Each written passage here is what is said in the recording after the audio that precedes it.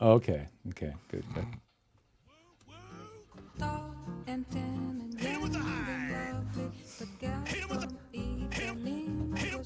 Fun with Stop it. We noise both have pads. roadcasters with sound pads on them, and it's just fear. It's the only thing we have to fear is fear itself. How do we use the effects buttons? I've never used those. Oh, never mind. I hope you don't feel like we're wasting your time today, Tim. Hardly ever. Any moment spent with Dan is a treat. Absolute treat. Oh yeah. Okay, so I guess we're live. Is it working? Oh, there's Grace. We can talk to Grace. I hope to capture some good quotes today during the show. Oh, and he recruited Terry. All right. Yeah. There should be two more. Yeah, they'll figure it out. There's Amy, who has not turned on her camera yet. We'll figure it out as we go along. Yeah. Okay. Hi guys, I don't know if you can hear me. Hi. We can't see you, Aim. I know my camera is not jiving with the Chrome. Yeah. Welcome to technology. Yeah. You gotta love it. What version Windows are you on? 22H2? Oh, it's like Windows 11 or something. Well, There's Chrome and Windows problems as of late, I've noticed. Yeah. Yeah. You can try There's Edge. Bill. Try I Edge just wondered browser. where Bill is. All right. I mean, I could try doing it from my phone. It might work Yeah. with the Yeah, video try that. there. It can work. sure. Yeah. Okay, I'll do that. I'll leave and come back. The Avengers All are right. assembling. I love this. Mhm. Hey there. How'd it go today? Hey, Bill, what's up? Everything and nothing, man. You know, Ouch. just trying not to melt down here. Thank you. Yeah, man, I can dig it. All right. So here's how it's all going to work, folks. Tim and George and I are going to talk for the first 20 minutes or so. We're going to go to a break, and then we're going to start playing games. So I'm relying on you, Tim, to know exactly how to run this in the second, like a class. Watch me work. Nothing up the sleeve. Hit him with the hind. Sorry. Guess I don't know my own strength. Well, Hey, that Dan. never works. It's like Sue Merlino. Hey, Sue. Hey. Hey, guys. I don't usually show my face live, but we're not officially live yet. Dan and George, did you want to be on, or do you want me to keep you guys separate from when? Tim- No. They will be in the green room until we go to them at the bottom of the hour. Yeah, no, but do you want to also be part of that? Oh, absolutely. Okay. Sure. All right. We'll just have everyone. Beautiful. All right. Thank you, It'll Mike be a Droppers, for doing this. I am free so fall. grateful for you guys. You're the best. It's great. It's the best audience participation we've had in a long time. I know. Well, but we see Terry and Grace all the time. They're regular viewers. No, I know. Regular, maybe. It's not quite the word I'm thinking of, but they are viewers. You got that And they are here, which is nice of you guys. Well, they watch I know live. your audience. They're regular. This is my first time here, guys. Thanks for having me. Hey, Bill, great to see you. Thanks for joining us. Yeah. Hey, Bill. Hi, Terry. Hey. Bill's a very talented cat out of Atlanta. Excellent. My kid is out of Atlanta now. Yeah. Yeah, my daughter lives there with her family. Where are you? I'm in Venice, California. It's California. Yeah. Where now? Is she in Atlanta or somewhere else? Nah, she's out in the sticks. She's now. in Winder with her grandma. Winder. There's Good Lord, that's Hey. not even Atlanta, man. That's like Athens. That's like saying, it's kind of like saying that Irvine is Los Angeles. in a Yeah. way. Yeah. She's closer That's to correct. UGA than she is to the city. Yeah. But she'll be moving further blue in a little while. West. Let's see. Go with my notes. Which part of Atlanta are you in, Bill? I'm in Kennesaw, a little northwest of the city. Northwest. Nice. Fellas, how much time do you want to give these games? Let's see. Because I can do this for like 3 hours straight, but ain't nobody gonna want to watch that shit. Yeah, Sue has a hook. Yeah, 20. Yeah, Not the first hook I've gotten in my career either. Let me tell you. Yeah. Well, And she knows how to use we'll go till about 7:55. When you hear this, I mean stop. Okay. 7:55 is 2 minutes from now. Okay. Well, that 8:55. good night, Dad. Okay. These time zone things just totally screw me up. Seriously, we should all just be on the same time as everybody. UTC. Except in Arizona. Is that what they call it? I hired my boom operator tonight, and he keeps hitting me in the face with the microphone. All right. They have medicines for UTCs, right? Or is that no? It's something else. I'm sorry. Yeah, That's a UTI. it's just cranberry juice, man. I thought UTI was a fast Volkswagen. I never could spell. That's a Sorry. GTI. Wait a minute. I thought a G. Wait a minute. I thought a GTI was a guy who didn't claim a fraternity in college. No, that's a GDI. Oh, Oh, GDI. I like this new game. it's an old vaudeville bit, man. It's great. How long can you keep that going? Yeah. I thought GDI was the people that made Viewmaster. That's GAF. Yeah. Keep that rim shot podcast. It's gonna be that kind of night. Oh shit! Sorry, wrong button. Oh, wait, That's are we the sound live? I'm used to hearing. That should be liquored up, like Uncle Roy level liquored Got up. it. Uncle Roy's party level. Uncle liquored Roy's up. party. Yeah. Yeah. You better classify that statement. I do. Because it's usually not just liquor, but Yeah. No. Oh, I know. Everybody, thank you for coming out tonight. This is the Uncle Roy life-changing audio And now Adobe Audition setup. I've literally never made that voice before. No, I was like, doesn't sound like Uncle Roy, but yeah. nope. No, it was absolutely nobody. Every failure is nowhere. But that's when you go to his barbecue. That's what everybody sounds like. Exactly. So, after I you've been can- there about an hour or so. If you've been there too late. What? If you're there after 20 they minutes s- in, man. Yeah, if 20 you're there minutes in. after they sing Fiddlers on the Roof, it starts to get weird. no doubt. That's only after sundown. Sunrise, sunset. We get into that one too. Ay, ay, ay. Maybe I'll go this year, but who knows? Okay. I'm Sue's gonna back. remove everyone. Just letting you know you're not gonna disappear. You're still Everybody gonna be cool. Sue's back. Shh. and we have 5 minutes on the clock to start. So Okay, cool. so don't worry, guys. Okay. Even though you won't see yourselves.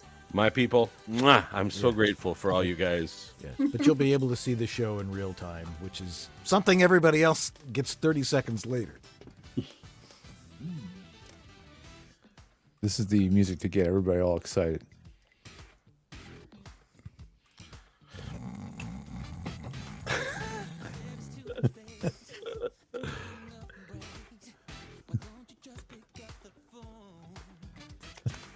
All right, so I figured I'd ask you a couple of questions about Sure. yourself, how you got into this, that sort of thing.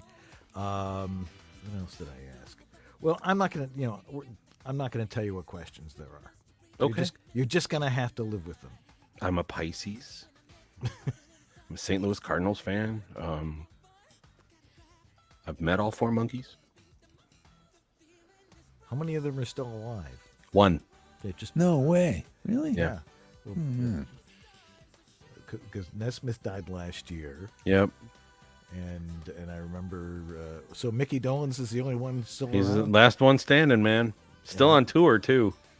Really? Still singing in the same key. Impressive. See, now I remember the big story with him is he was in Circus Boy. Yep. Yeah, you can tell when I grew up. Mm-hmm. He put out an album last year. It's very good. Cool. What's the improv group that you call? What do you call your group of improvers, Tim? Timprov. Timprov. Got it. Let's see if I can remember how to do this show. Just because I'm updating the website. Okay. There we go. Yeah, it's updated. I know if we take an extra week off, it takes an extra week to get back on schedule. I mean, to get back in the groove again. Yeah. Okay. Yeah. Nothing to it. It's just a conversation. You guys have been doing this for years. Come on. Yeah, sort of. It's our bi-monthly poker game with a guest. Essentially, yeah. That's why people listen, because they love hanging out with you guys. Or at least that's my experience. Well, that's why we started this. George and I were at a voice conference, and that must have been 2010. And 08, my friend. Oh wait, well we met in 08. I think it was 2010 though that we had the booths next to each other, and someone brought over a computer, and we started going, well, it could be this, and all of a sudden there was this crowd gathering around us. Yeah. So we sort of got the idea that perhaps we were onto something. Yeah. And we did a couple of podcasts, and then we said, hey, let's just do this as a webcast. Only we had no idea how to do that. I'll click and clack. Yeah. There you go. That's what it's all about. And it works. Yeah. You guys make it work. Yeah. Stranger things have happened. All right, we're going to watch for Sue. 1 minute. Let's see. I sent Jeff the StreamYard link. Okay, good. 'Cause he's gone. George, come back. What did he do? Playing the part of George today. Pro tip. Okay. If you're using a trackpad and you're on. Come on. Can you hear me? There you are. If you're using a trackpad and you're in a StreamYard session, do not swipe your two fingers to the left. You know what it does? It goes back to the previous website that you were on don't do that. before StreamYard and kicks you off the show. Okay. Where is Sue? Oh, she's over there. Okay. She's there. Hi, Sue. It is 4:59. We are almost at 5 o'clock. Let's see. The big hand is on the... Okay. 5 o'clock. Ready. Hey, it's time for VoiceOver Body Shop. See that with the cool call letters and everything? Love it. We are going to have a riot tonight because we're going to be doing some improv with our guest, Tim Powers. Say hello, Tim. Hello, Tim. All right. See, that right on cue. He's allowed on the show because he answered the question correctly. Right. Now, you can ask some questions, but we're going to be doing some massive improv in the second half of the show. So stick around for that. We have a lot of guests coming in. I want to see how you do this on StreamYard with multiple screens as opposed to just doing it live together and going zip, zap, zoom and all that kind of stuff. But anyway, are you ready, Mr. Whittam? Yeah, let's do this thing. All right. Tim, you all set there? All set. Let's go. Okay, it's time for VoiceOver Body Shop right now.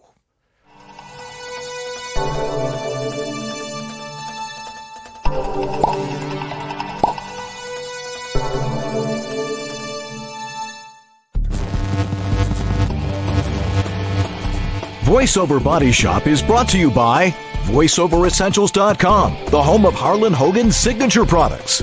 Source Elements, the folks who bring you Source Connect. VOHeroes.com, become a hero to your clients with award-winning voiceover training. VoiceActor.com, your voiceover website ready in minutes. VoiceOver Extra, your daily resource for voiceover success. And by World Voices, the Industry Association of Freelance Voice Talent. And now, here's your hosts, Dan and George.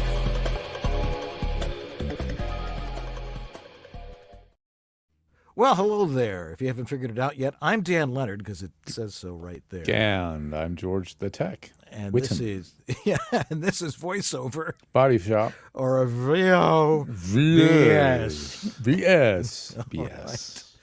Well, sorry we were off last week, but you were probably all off, firing off fireworks, blowing your hands off and stuff. So if you want to see a video of that, let me know.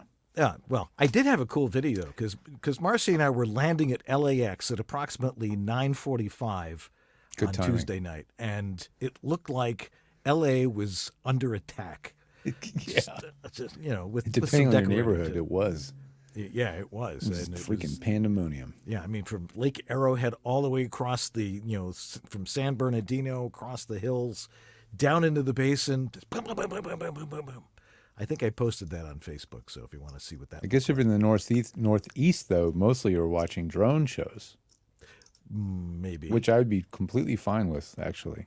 Yeah. Yeah. Saw a lot of lightning, too, and fireworks under lightning. It was kind Super cool. Yeah. Anyway, tonight we are going to be talking about improv, which is really, really important. And we're going to live in the moment, I guess is the best way to put it. But let me introduce our guest, voice actor and improv facilitator, Tim Powers. Credits include voice work for Disney, Netflix, Final Fantasy, Genshin Impact, and of course the award-winning audio drama podcast, Carcurium. Not one I've listened to, but apparently now I have to. But he's also known as the friendly voice of that trusted neighbor across the street that gives you good advice. He also studied with the Groundlings. Hey, that's not nothing. And Upright Citizens Brigade in Los Angeles. And his own troupe in Hollywood. He ran it for 10 years called Box Office Poison. His Timprov interactive workshop of improvisational theater games are designed to help actors stay in the moment and release the need for perfectionism, which is perfect for this show. Let's welcome Tim Powers. Hey, Tim. Oh, hey, fellas. Sorry, it got stuck on my dashboard. Welcome to the show. It's my demo, guys. So if anybody needs it, just let me know. I'll drop it. I have in a there. pencil around here somewhere. Cool. Yeah, that's from long ago. But that's what I keep telling people. Everybody's intimidated by computers. It's like, no, it's just like a cassette recorder. Yeah. Stop, play, record. But no, it's a computer. I gotta program it. No, don't be intimidated by that. No. But another thing that's intimidating is improv to a lot of people. But we'll get into that in a second. You got a great resume there. You've been a busy guy over the past few years. Thank you. Tell us how you got into voiceover and into improv. It was a long and winding road. I was always the funny kid, right? I'm the youngest kid in a big family, so Can't win them all, huh? Yeah. I had to learn to either be funny or be completely ignored. Yeah. And so, I was that kid who was, not the wacky kid in class, but I was the funny kid. There's a difference between what I call the class clown and the class comedian. Right. And the class clown was the guy who would run naked down the 50-yard line during the homecoming game, steal the football in a rainbow wig, and do a wacky dance. Sure. The class comedian was the guy that talked him into doing it. Right. Class comedian had material. That right. Like I got out of so much trouble just by cleverly, talking my way out of it and being funny and being in the moment. Mm-hmm. And in my 20s, I went through let's just call it some trauma. And as part of my recovery from that trauma, I started doing stand-up, and I took an improv class. My first improv class was September 12th, 2001, which was a very difficult day to be funny. But because I had already submitted, and people were there was an existential crisis within the comedy community. Can we still be funny at this point? And what we found was that staying in the moment helped heal that grief. Those of you who have seen the movie, the Aristocrats, right? It talked about how Gilbert Gottfried wants to be a cat. Right. Yeah. Not that one. Not that one. Oh, sorry. Right. It talked about Aristocats. how comedy helps, right? Yeah. So I took my first improv class there, moved to LA, worked at the Comedy Store, worked at the Hollywood Improv, worked at the Ice House, and got in studying with the Groundlings over on Melrose. The Groundlings is a legendary comedy theater that gave us Lorraine Newman, Phil Hartman, Pee Wee Herman, Will Ferrell, Chris Kattan, and did my time there. Went on to work with the Upright Citizens Brigade, which was a theater started in New York, their Hollywood location. gave us all kinds of wonderfully talented people. It's basically a training ground for learning the basics of improvisational comedy, which really started back post World War II with Second City in Chicago. Long story, but it's, the improv tradition goes all the way back to people like Nichols and May. Alan Arkin was a member of Second City. Robert Klein, Joan Rivers, Burns and Schreiber, to dust off some names. And the whole concept of improvisation is creating theater in the moment, completely unscripted. It's not about being funny, and that's the thing I think that freaks everybody out. They're like, I can't be funny just spontaneously. I can't do anything spontaneously. Baloney. Everybody does everything spontaneously. You're not that big of a control freak, that you can't live in the moment. Everybody has instinct. You guys have been doing this show, you told me, since 2008. I've been following it for 4 or 5 years now. You guys improvise all day long against each other.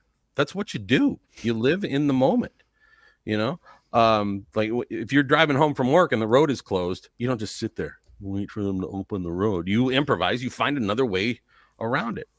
And so the beauty of improvisation is staying present in the moment, being flexible, being able to agree to what's around you. We'll talk a little bit about yes and in a little bit, but it allows you to take direction really well, create characters out of absolutely nothing, and it just allows you to be spontaneous.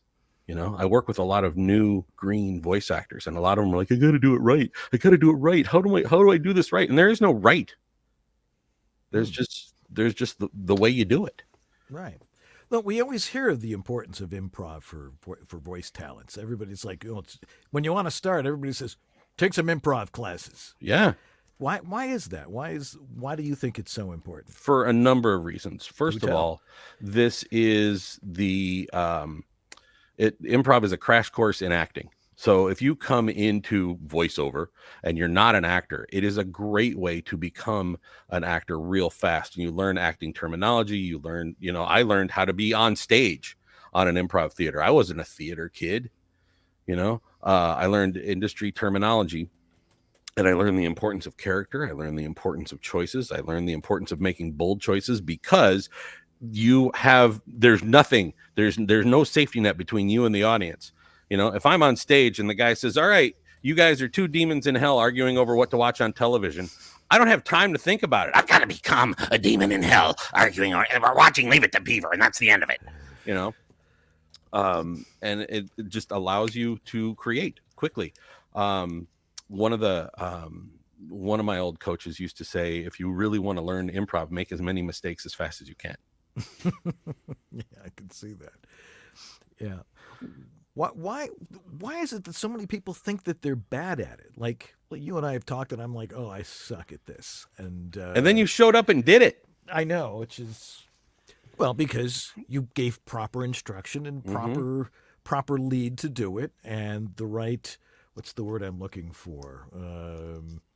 I threatened to beat you up. That was what it was. Yeah. It was, and I stayed in the room for some reason. Well, if you think about the standard, right? People think of improvisation and they think of improv comedy. The first thing they think of is, whose line is it anyway? Right. And that's the most accessible thing anybody, in the middle of nowhere, when they think of improv, that's the first thing they see. And that's a half-hour show edited from 3 hours of content creation. And Wayne Brady is absolutely a genius. The cast of that show, they've been doing it for years and years and years and years. And you look at that and you think, there's no way I could do that. It's like grabbing a guitar for the first time and then watching Hendrix and going, how in the world can I do that? Well, you got to learn. You got to start playing This Old Man. You got to learn your chords. You got to learn your cowboy chords eventually somewhere. And people are just afraid of failure. People are afraid of looking dumb. People are afraid of being silly. And in theater, especially in voice acting, you have to make those bold choices. You can't be afraid of failure. It's just Kel L. Bogdanov likes to say, make a bold choice even if it's a wrong choice. And that's one of the things that improv teaches you right away is when you're on stage, you make a bold choice and the audience is with you the entire time. It's great. When you get a script, you've got to make choices on whatever your audition is. Stick to those choices. And then the other thing that improv does is help you be more directable. Mhm. You know, there's a game that I play called New Choice. I invented none of these games. I just appropriated them, where an actor's in a scene, and at some point I'll pull out the little bell and I'll go, new choice. And they're like, I went to the grocery store and today I bought peanut butter. I bought an elephant. I got robbed.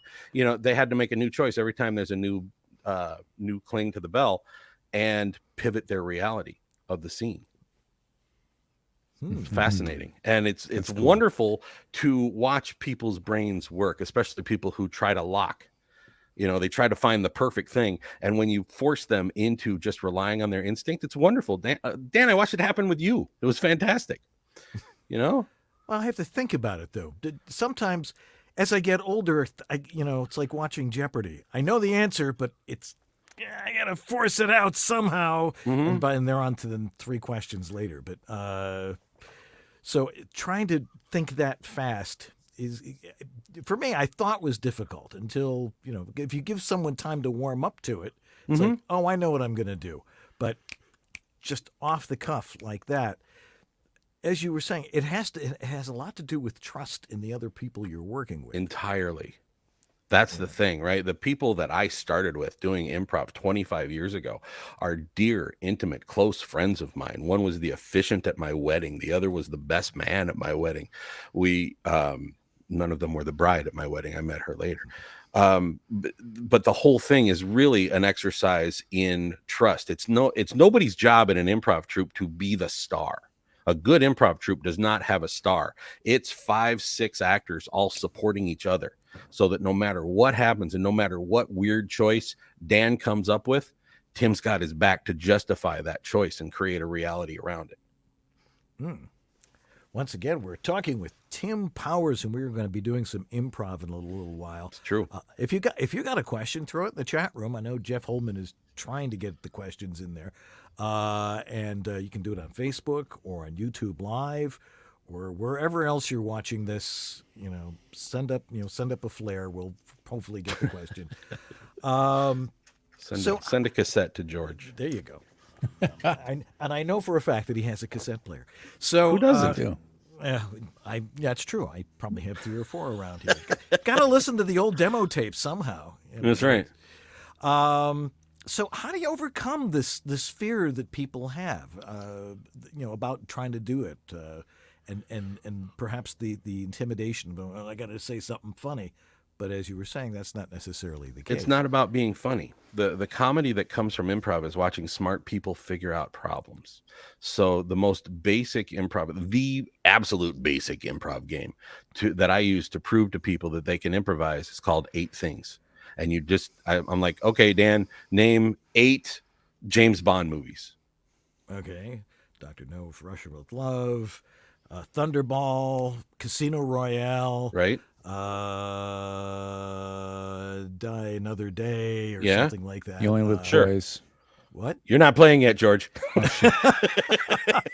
But that's 6. You got 2 more. A Quantum of Solace and The Spy Who Loved Me. Yeah. See, there you go. Now, all of those were resident in your brain.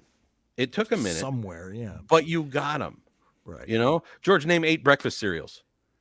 Fruit Loops, Captain Crunch, Fruit Loops, Captain Crunch,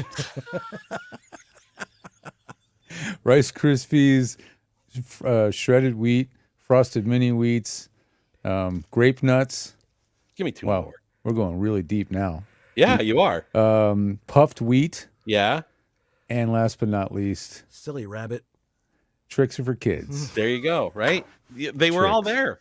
They were all there. You improvised all of that. Now, the cool thing that happened was once you hit, most people can name 5 of anything, right? And it's But when you all get those were last- old cereals, right? 'Cause they were Exactly. deep in that long-term memory. Right. bank. Puffed wheat. Come on. right? Who's fought that in the last 20 years? Like, what's after that? Buckwheats, you know? Yeah. It's a- Yeah. Farina. Right. But watching you figure out those last three and reaching through the Rolodex of your brain was super fun. But guess what? You accomplished the goal. You hit Well, it. Yeah. That wasn't hard though. I mean, that's like you said, it's all in that Rolodex up there. How do you take it to the next step after something like that? Then you start playing other games and you keep playing and you keep playing. And ultimately, all you're doing is encouraging whatever actor you're working with to rely on his or her instinct after proving that they have one. I just proved to both of you guys that you're smart enough to name 8 things. Your gut reaction is, oh crap, I can only name like 3 things. You know, Dan, there was a look on your eye after like the 3rd James Bond movie where you're like, oh crap, but you got there, man. You got there, right? And so then take the fact that you can trust your instinct, you can prove to yourself that you're smart enough to do whatever's required of you, and then I put you in another scene, and before you know it, 2 hours later, you're 2 demons in hell arguing about what to watch in television. Once again, we're talking with Tim Powers. We're talking about improv. Again, if you got any questions, throw it in there. We have a crowd coming in here in a little bit, and we're going to play all those games. But what are some of the games? I mean, that was not even a game. You just threw something out there about name this or name that. What are some of the games you play? Maybe people are familiar with them. There are a couple of games that are super fun to play. There's one that I've named it after a regular at some of the Timprov sessions. I call it the Mike Gonzalez Family Album. And Mike Gonzalez is a very sweet, very talented new voice actor, and he comes to Timprov and he's got a great attitude, so I just named this game after him. And I go to the internet and I search for weird pictures of like an 8-year-old boy boxing a kangaroo or like World War II gas mask pictures, and I'm like, okay, tell me what's going on in this picture. Just make up a story about what's going on, and they'll tell me, you know, like it's a picture of like a 16-year-old girl levitating on a farm, like weird old black and white pictures. And I'm like, okay, tell me what's going on. That's Mike's Aunt Margaret. And apparently she sleeps very soundly, very, very soundly, and just levitates through, you know, and she used to get all her chores done while she was sleeping. And he's just making stuff up. And so that's one of the games that I play. Another one, a little more advanced game that I play is called an intervention. And what the way I play that is I'll get a suggestion from the actors who are there about a personal problem that I have. Could be halitosis, could be kleptomania, could be pyromania, could be whatever it is.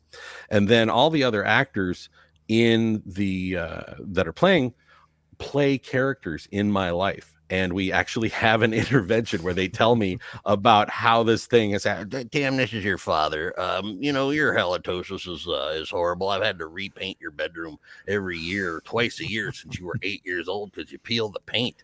Kmart fresh look interior latex just bubbles right off the wall with your breath, you know, or whatever. And they're just making character choices and building a world around me. And what happens is if there's 6 people in that room, they start building details about my life. And my dad would say, well, you know, your dog's spunky, hates being in your room. And then all of a sudden somebody comes back and is my dog spunky, you know, and they're just making stuff up. And these are people who had never done improv ever in their lives, but they're all actors and they all have these, you know, characters and stuff, having fun. Yeah. So how do we apply this to voice acting? Because I think one of the things that people think about is auditions, because we've had a lot of guests on here who talk about improv and going nuts, you know, and just going with whatever you're feeling as opposed to what necessarily might be on the page. You know, we've had John Bailey is somebody who just can just blast. He's a machine gun. Sure. You know, but he says it, you know, you sometimes just do something a little bit different or something along those lines. How do you approach an audition from an improvisational? What improv does is help you make those acting choices faster. You are if you're in an improv cast and you're on stage and you are bestowed to be, all right, Tim, you're Captain Crunch running for president. I've got 4 seconds to commit to that character. And all of a sudden, I gotta find somewhere in me a Dawes Butler impression where I can do a passable. It was Dawes, right? No, Captain Crunch? it was Jim Backus. No, I don't think it was Yeah, Jim it was. Backus. Yes, it was Jim Backus. Trust me. Okay. I'm older than all of you guys. All right. Okay. I've got to find that impression to be Captain Crunch running for president, or make a character choice and commit to however I'm going to do that. So when I look at a script and I figure out who I am, or if I'm doing a video game and I've developed stock characters and I can pivot those stock characters a little bit. All it does is really help you analyze a script faster. Because you're just making it up and you can trust your instincts, and then you don't worry about it. That's the beauty of it. If you're committed, you know what you do, and you trust your instinct, you can commit to the character without that fear of failure. Yeah. Sometimes I get 3 or 4 good ideas and just end up submitting the best 2. Now, I remember doing some improv with somebody, and if you couldn't come up with something, or you said something that just fell flat, you just go, I failed. That's the worst that happens. Yeah. I mean, that's the worst that happens, It's not like you're breaking a dish or something like that. It's just, no, there are no improv cops who come and beat you with a rubber hose or anything like that. You just and here's the thing. I have taught students where their brain locks. And they're like, I can't think of more than 4 James Bond movies. You stop for a minute and you just make eye contact and you breathe and you bring them back into the present moment, because the only thing that's stopping them from doing that is their own anxiety. And that's the beauty of improv, is it helps overcome that anxiety. Right. So it's not like thinking, what's the next funny thing I can say? It's reacting, it's listening and reacting to what's happening. And being able to create right away. And it also, like I said, it makes you more directable. So when you've delivered something and the director goes, okay, that was great, now let's try this, you're not locked into that and you're flexible. What greater gift does a team have than a directable voice actor? Right, exactly. Well, I think we're going to break format a little so we can have some time to have some fun in the next half hour. So we're going to take a break with Tim Powers, and we're going to get into playing some improv games with some other guests who will be joining us. So don't go away. We'll be right back here on VoiceOver Body Shop. This is the Latin lover narrator from Jane the Virgin, Anthony Mendez, and you're enjoying Dan and George on the VoiceOver Body Shop. It's vacation time, just about everywhere. For example, here's Australian voiceover pro Andrew Peters on vacation in London recording a commercial with his Portabooth Pro. Why is the Portabooth Pro gaining users worldwide? Well, just listen. Winter's tough. The rain, the wind, the cold. Performers can capture great audio even in acoustically untreated spaces with the Portabooth Pro. Your microphone hears the sound of a human-sized sound booth at a fraction of the size and cost. The Pro accommodates large and long microphones, lengthy scripts, and e-reading devices. The Harlan Hogan Portabooth Pro is lined with Auralex studio foam. It's a professional quality sound studio that assembles in less than a minute. And its multi-pocketed carrying case makes it super easy to take your gear and your voice wherever you go. Order your Harlan Hogan Portabooth Pro now, just $389.99, only at voiceoveressentials.com. You know what? I'm not going to waste your time, guys, because this is a fun show and I want to get to the good stuff. So, Source Connect, you can get it at source-elements.com. They have incredibly good training and support. Sign up for the subscription right away. If you're serious about this, don't just do the free thing. Sign up, because the cost to get started will cover all of your training to get started and learn how to use it and understand it better and support this tool set that connects studios all over the world. It's worth it. Source-elements.com. Tell them that we sent you. Let's get back to more commercials right after this.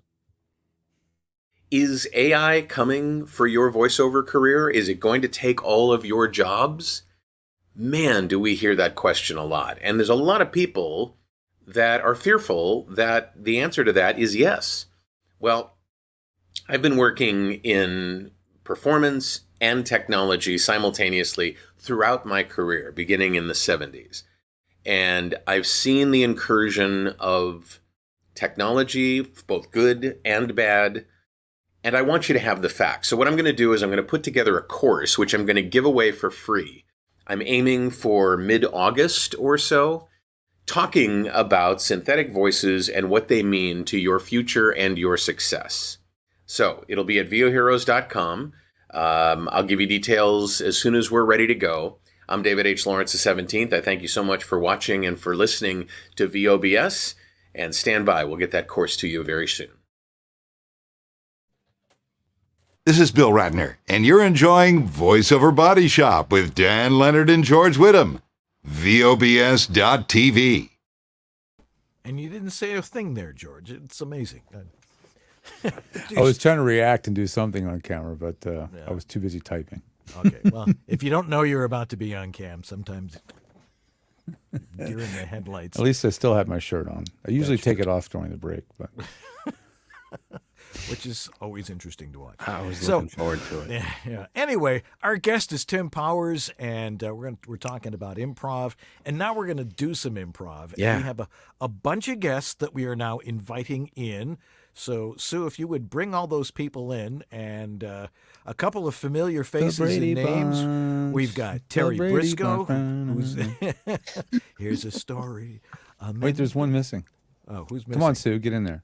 Oh, Sue's Fill right out there. the Brady Bunch too. grid. Come on, That's Sue. right. Well, I Sue am is- in. Okay, Sue is our director. We have Grace Newton, Terry Briscoe, Bill Seller, I know and who's Amy missing. Bermudez. How are you doing, everybody? Doing very Great. well. Awesome. Who's This is holding it? awesome. All right. So, Tim, George is like, I'm out of here. Well, I think he swiped to the left there. Not again. Okay, he'll be back. Here, All right, there he cool. is. I did that swipe left thing again. Exactly. I keep thinking Don't I'm on do hot or that. not, or what's it not hot or not? What's it called? What's the thing where you swipe left? Never mind. I'm just gonna mute my mic and listen. On his Tinder profile. Feel free to join in. So anyway, welcome everybody. It's great to see everybody. So how do we get this going, Tim? You've done We're gonna this sort of thing play before. a couple games. What I'd like for the first game, Sue, if you could move Amy into your spot so that the middle row is Terry, Grace, and Amy. Okay. Here's the thing: Terry, Grace, and Amy are all very talented actors, but what you didn't know is they are the world's foremost expert in something. What are they experts in, guys? Clown shoes. Clown shoes. You guys are the world's foremost experts in clown shoes, and you have been chosen to address the World Symposium on clown shoes. You're the world's foremost experts, and you're going to lecture us and answer our questions about clown shoes. However, on your way to the symposium, the three of you were involved in a horrible nuclear accident, Marvel Comics level nuclear accident, and the three of you were fused into one being with one brain, and you are only allowed to speak one word at a time in the order Terry, Grace, Amy, Terry, Grace, Amy, Terry, Grace, Amy. Terry always starts. You don't have to end on Amy, but you can only speak one word at a time. Are you guys clear on this? Got it. Okay, fantastic. So wait, if Grace says the last thing, then Terry has to start the next one. Terry starts the next one. Okay, got it. Okay. So welcome everybody to the World Symposium on clown shoes. Clown shoes are very important part of the clown costume. And we're here with the world's foremost expert on clown shoes. So that we can address you by name, world's foremost expert, would you kindly greet us and introduce yourself by name, please? Limoglobbin. My Doctor. Toad. us 2. Find. mysterious Mosquitoes. So that You. all can Experience. Clown. Shoes. Okay, beautiful. Well, Lemoglobin, we are glad you're here, and we're looking forward to learning all about clown shoes. Clowns have been a part of the theater tradition since, Commedia dell'arte, the early days of Greco-Roman theater. What kind of footwear did clowns use before the invention of clown shoes? Lee? Wooden. Papyrus. Skis. And Tied. Tightly. with Horsehair. I'll allow it. See? There it is. All right, very cool.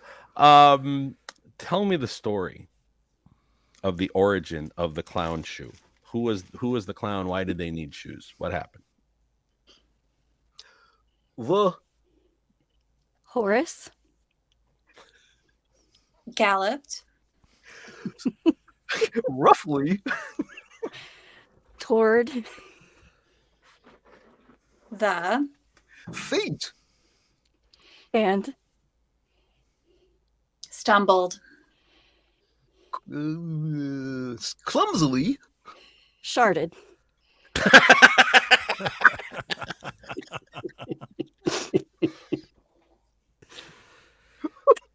So it's shark protection for the clown, of course. All right. Clearly. Anyone not playing, do you have any other questions for the world's foremost expert on clown shoes? Why do they have to be so big? Yeah, why do clown shoes have to be so big? Well, Feet. Tend. to Variate. Wobbly. flatly. With Oil. See, there you go. You guys are great. See, give it up for yourselves. All you did was you created this entire thing, and you trusted your instincts. You guys were right there, just answering the questions. You're like, fuck, I don't know what to say, and boom, there it was. There was the word that you needed at the moment that you needed it. Great work. Should play this again with some different folks. All right, Dan or George, one of you guys volunteer. Oh, I'll volunteer. All right, George so is fearful. I can just see it in his eye. Aw. All right. Can we get Dan, Bill, and Sue in a line together? Sue, can you do that? Oh, she's so good at this. Dan, Bill, and Sue. All right, give it up for Dan. By the way, give it up for Grace and Terry and Amy. That was pretty cool. You guys were brave. You didn't know what I was gonna do, and you showed up and you just did it. Now you guys get to do exactly the same thing. Dan, Bill, and Sue are experts in something. For the rest of y'all, what are they experts in? Broccoli smoothies. I heard broccoli smoothies. You are the world's foremost experts in broccoli smoothies. You know the drill. The three of you were involved in a horrible accident. The three of you were fused into one single being. You share a brain and you can speak one word at a time. Dan, Bill, Sue. Dan, Bill, Sue. The words come. Trust me. Welcome to the World Exposition on broccoli smoothies. We're glad to have you. So that we can address you by name, would you kindly greet us with a hearty hello or something like that, and introduce yourself by name, please? Fred. Greenspan. Crowny. Those hyphenated last names get me every time, Fred. Thank you very much. It's a pleasure to have you here. Broccoli smoothies. You know, the concept of adding vegetables to smoothies is really kind of, I don't know, it's weird, right? But because smoothies, where I come from, smoothies are largely based on fruit and sherbet. There's a high sugar content. What is the biggest benefit of putting broccoli in a smoothie? Starting with? You, Dan. You're always first. Sorry. Oh, Dan, okay. Bill, Sue. Dan, Bill, Sue. All right. So what's the biggest advantage to putting broccoli in a smoothie? Broccoli Can Always. keep you. That's 2 words. Keep. you Thank you. Regular. And smells Fabulous. so always Use broccoli. in everything. Everything. All right. Today's VOBS brought to you by the Broccoli Council. Broccoli, keeping America flatulent since 1954. All right, cool. Broccoli. The texture of broccoli doesn't always lend itself to being blended into a smoothie. What are some things that I can do to make broccoli a little more palatable and give it a better mouthfeel? Try adding Castor. oil. and Flax. Flaxseed is 1 word. Yeah, I'll go with that. Okay, We'll go with flaxseed. flaxseed. It's your word, Dan. And laxatives. Always. Easy coming in, easy coming out. Super, super easy. All right. Anybody else have any questions about broccoli smoothies?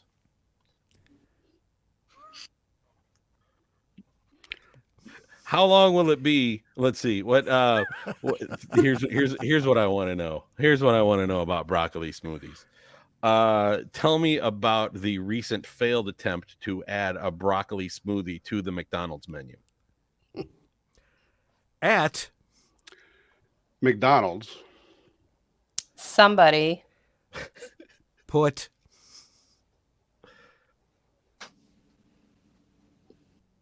too Much. broccoli in Shamrock. shake.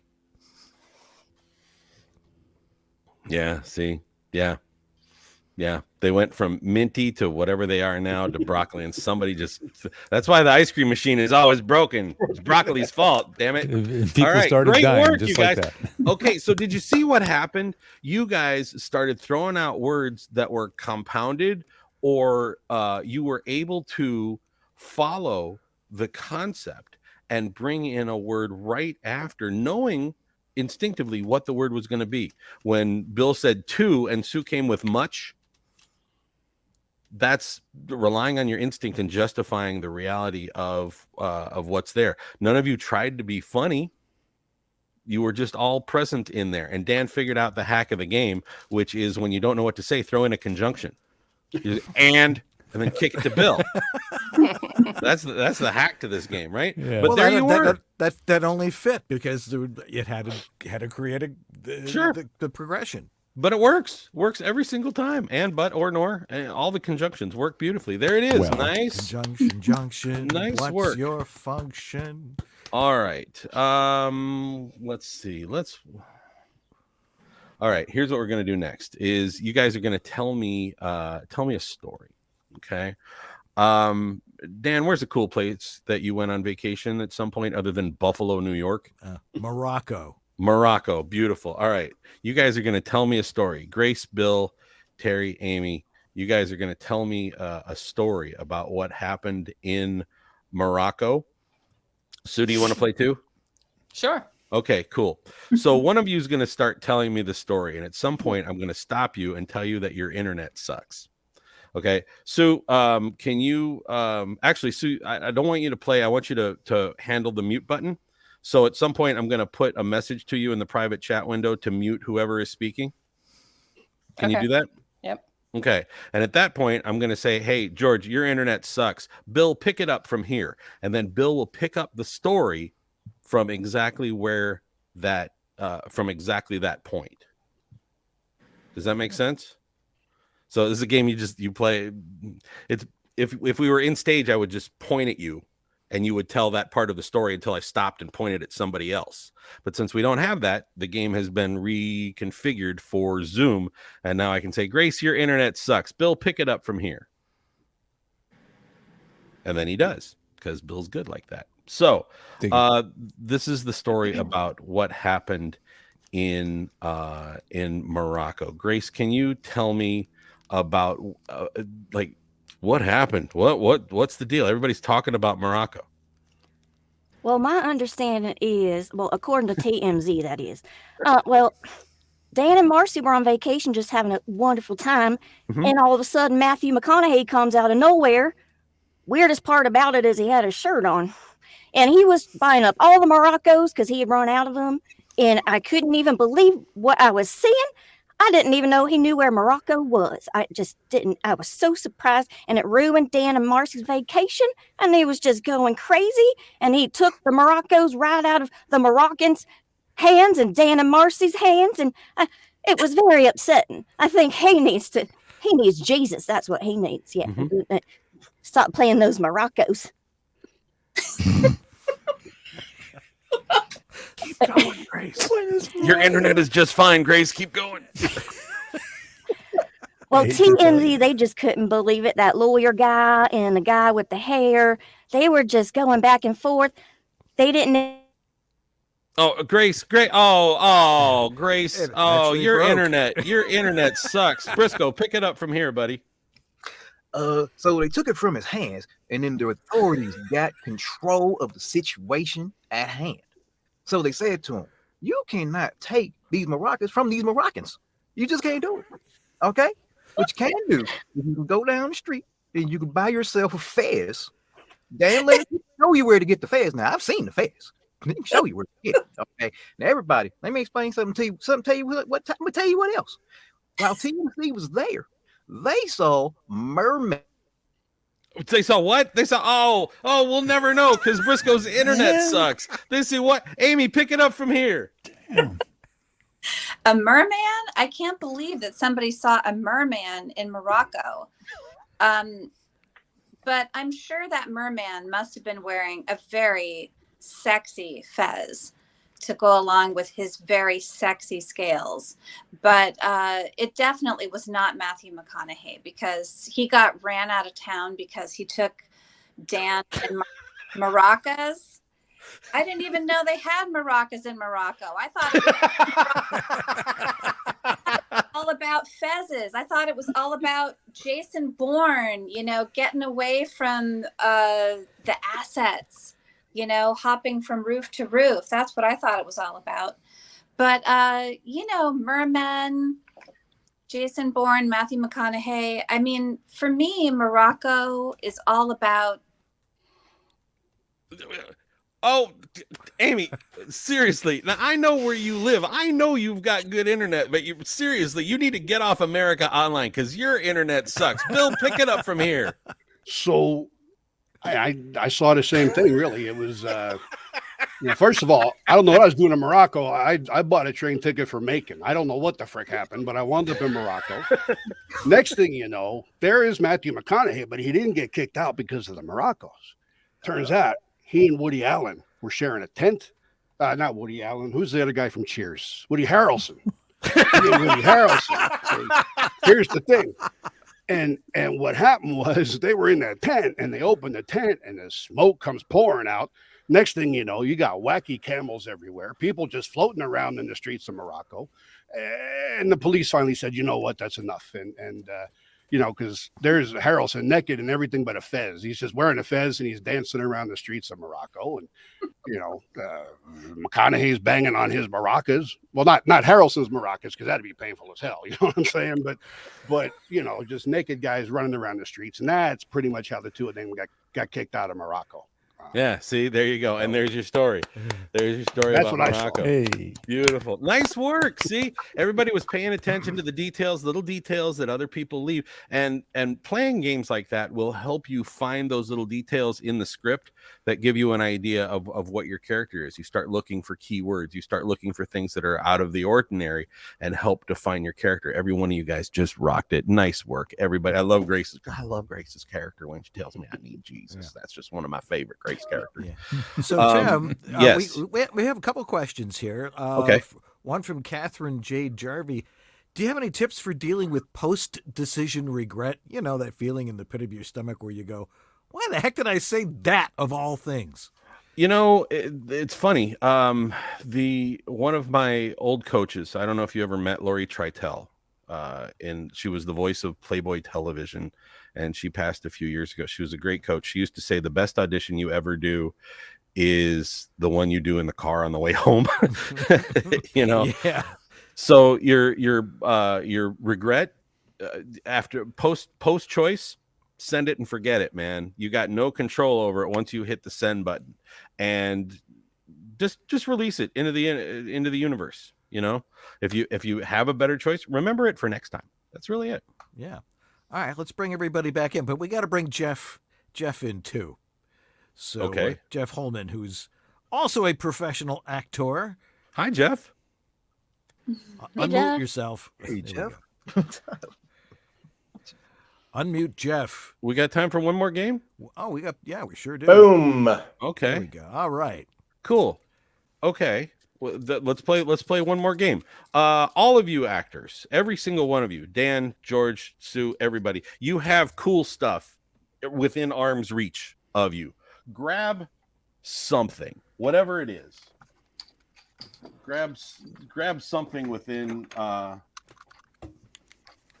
arm's reach, right? Whatever that may be. Okay. Show me what it is. Okay. Now, the item that you have in your hand may or may not be that specific item, but what it actually is, you're going to tell me what it is because it's going to solve a problem that I have. Okay. And so the problem that I have is that my next door neighbor's dog keeps barking while I'm trying to audition. Okay. And so for me, the item that I have is this guy right here who will actually walk up to the dog, lift the top off his head, and release a gas that will neutralize the vocal cords of the dog for 45 minutes so that I can get my audition in. It also smells like beef so that the dog will approach it, right? And it will neutralize the vocal cord for the dogs. And that's how we're going to get silence in my neighborhood so that I can lay down all those auditions that I've got. Bill, what do you have? Well, what I have here is something I'm very proud of. I've been working on this for years to help with animal control. Okay. To avoid the noises when you're trying to do your thing. Sure. So while your dog's vocal cords are neutralized by you, what this is, this is something that he can chase around the yard that doesn't make any noise. You see, I put this down on the ground and this thing starts to go and it looks like one of them rabbits at the dog track. Mm-hmm. Okay, so he's actually running away from you and can't talk. So you got your time to do what you need to do. And I'm very proud of this because I have put years and years of research into this. And I'm very happy with the way things have turned out. Brilliant invention. You can't argue with success, Bill. Nice work. Yeah, thank you. Amy, what do you have, ma'am? So I have bobblehead from the McDonald's Happy Meal from a few weeks ago. And this is not just any bobblehead toy. This rocket actually at nighttime after midnight comes to life as Rocket from the Guardians of the Galaxy. And he can go to your neighbor and he can just have a gab session with that dog because, you know, he can communicate very persuasively with any form of life. And he will, he's not going to hurt the dog, but he's going to make the dog think twice about barking during business hours. And the dog may never bark during business hours again once Rocket gets done talking to him. There you go. Right. It's Very the art of persuasion. I need you to stop barking and I need that guy's leg. All right, cool. That's great, Amy. All right, Jeff, what do you have, buddy? I've got what looks like a AirPod case, but it's not AirPods. Actually, the way you get the barking dog to stop barking is you release this cap here, and it emits a sonic frequency that the dog can hear, but you can't. And it drives the dog away and gets it to stop barking. And just in case you have a problem with another noise, this is a noise canceling bud to put in your ear to further help with that problem. Very, very. See the stuff you find on wish.com. It's amazing, right, Jeff? Great Yes. Great work. So Thank you. what do you have? So I have a little AI prototype. So what this is an example of a dog that its head will come off and you can actually put it on its tail. So in the future, what's going to happen is the dog is going to be approached by this little character, this automated AI bot, and it's going to confuse the dog because it's not going to know whether it's smelling its ass or its head. The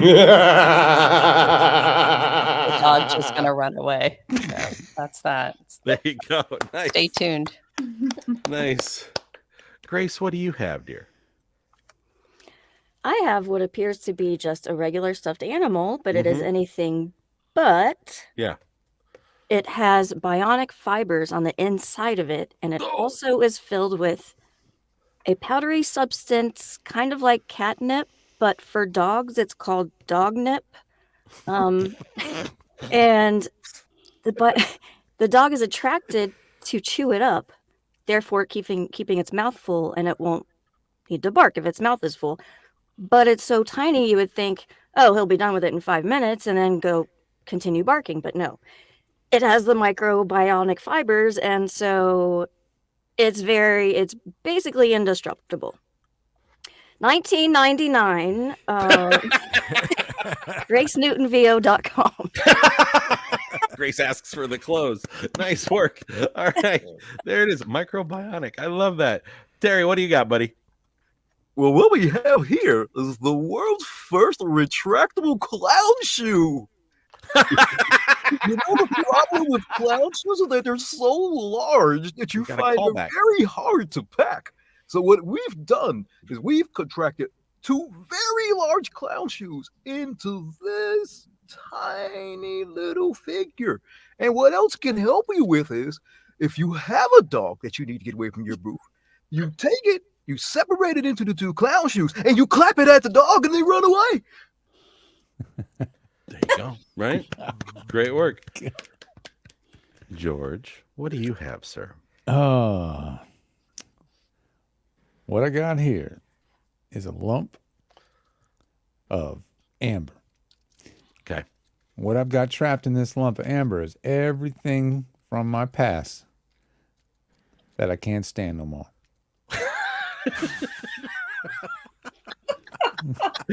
So what I do is I just get a little bit more amber. Right. I put that dog in the middle of that big ball of amber, and I let that thing just set up real good. Takes about 48 hours, but when it's all done, I got the neighbors in a ball of amber. Neighbor's dog in a ball of amber. That damn dog ain't gonna make another sound forever. There it is. There it is. Right? Crazy stuff. Oh man. Dan, what do you have, sir? I had so much time to think about this. This is a decanine felinizer. It will take any dog and turn it into a cat. All you got to do is flick this, and it'll just change it into a cat like From that. dog And then you don't cat. have to worry about Just like it that. barking. It just maybe perhaps slightly more loud meows. Wow. There you go, right? That's a handy device to have. See, there you go. Nice work, everybody. Now, all of you made that up completely out of whole cloth. Grace made up words. Microbionic. But it was hilarious that she did, but it worked in the reality of the environment that we've created, where anything literally can happen. And that's the beauty of acting. Literally anything can happen. I've been eaten by a dinosaur. I've been a penguin. Terry's flown spaceships. I've seen him do it. I directed him through it. And we commit to whatever reality is on the page. So when Grace says there's something called microbionic fibers, great. We know exactly what she means. And then she proceeds to explain it. I'm totally with it. Yeah. I believe it, man. Yeah. So Tim, now you teach classes doing this. I do. How do people get a hold of you and can take your classes? Well, I am happy to announce that beginning in August, there will be Thursday night Timprovs twice a month. And if you would like to be a part of that, they start at 9 p.m. Eastern. Email me is the best way to do it. Tim@voiceofpowers.com. So if you could put that up, or if somebody could clear on that. Tim@voiceofpowers.com. There will be a landing page in production very soon. Yeah, Tim@voiceofpowers.com. Shoot me a note, and you can play games just like this and bond with these folks and have fun. Did anybody not have fun playing these games tonight? That's always Nope. fun. See, there you go. There you go. So Dan is one of the few people who has actually done a Timprov in person and got to experience it for yourself. If you don't mind me asking you a question on your own show, Dan? Sure. Testimonial. No, I'm not asking for testimonial, but what did you see in the room? What happened in that room when you took a Timprov workshop? It was just a free for all. People could do whatever it was they wanted, and it was fun. Right. Of course, we knew other people in the room, and that always helps. And then there were people we didn't know, and there were people we didn't know, right? And you watched what I watched in there was watching people overcome their initial inhibitions. Everybody came in a little reserved, a little held back, and by the time we were done, people were literally bouncing off the walls. It was insane. Yeah. And they were all in each other's brains. That game where you complete each other's sentences, you literally get inside each other's heads. And you start thinking, along the line with the other folks, and it's fascinating. And that helps you work in an ensemble, helps you work well with your director and your producer. All that stuff is all right there. So great job, everybody. Yes, there will be Timprovs starting Thursday nights. Tim@voiceofpowers.com. Goodbye, everybody. All right. Tim, thanks for being with us tonight. My pleasure, guys. Looking forward to seeing you next time. Thanks, Tim. That was fun. All right. We're going to guys. take a quick break, and we will be right back to wrap things up and re-rack it for Tech Talk. So don't go away. You're still watching VOBS?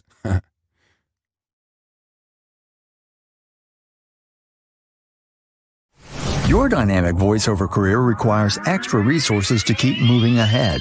There's one place where you can explore everything the voiceover industry has to offer. That place is voiceoverextra.com. Whether you're just exploring a voiceover career or a seasoned veteran ready to reach that next professional level, stay in touch with market trends, coaching, products, and services while avoiding scams and other pitfalls. VoiceOver Extra has hundreds of articles, free resources, and training that will save you time and help you succeed. Learn from the most respected talents, coaches, and industry insiders when you join the online sessions, bringing you the most current information on topics like audiobooks, auditioning, home studio setup and equipment, marketing, performance techniques, and much more. It's time to hit your one-stop daily resource for voiceover success. Sign up for a free subscription to newsletters and reports. It's all here at voiceoverextra.com. That's voiceoverextra.com.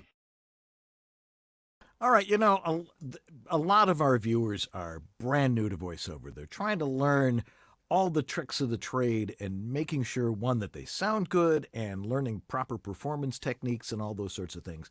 But one of the most important things you have to have as a voice actor is a website.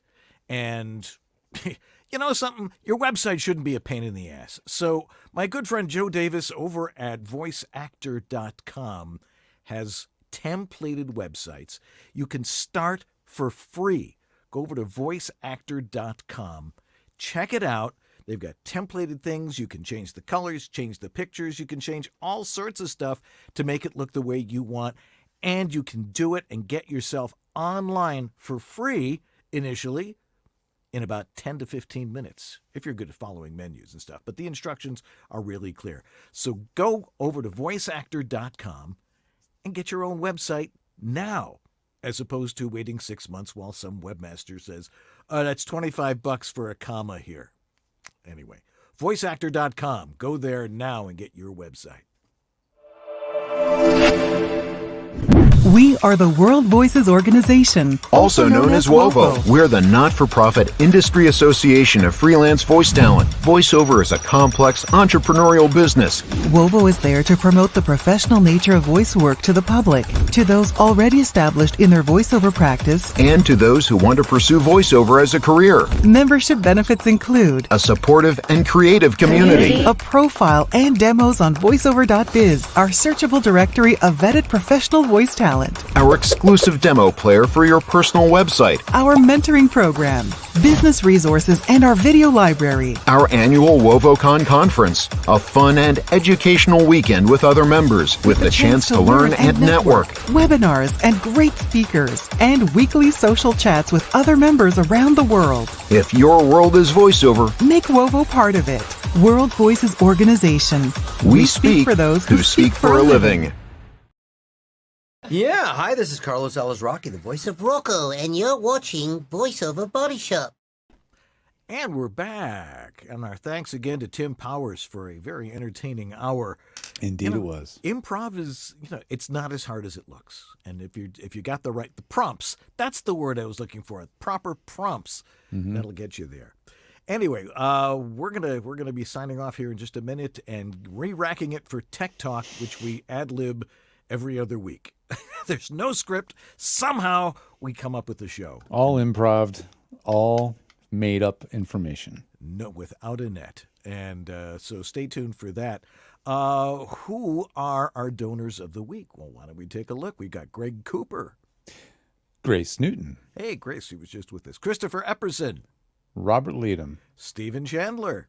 Casey Clack. Jonathan Grant. Thomas Pinto. Greg Thomas. A Doctor Voice. Antland Productions. Martha Kahn. 949 Designs. Sarah Borges. Philip Sapir. Brian Page. Rob Ryder. Shawana Pennington Baird. Don Griffith.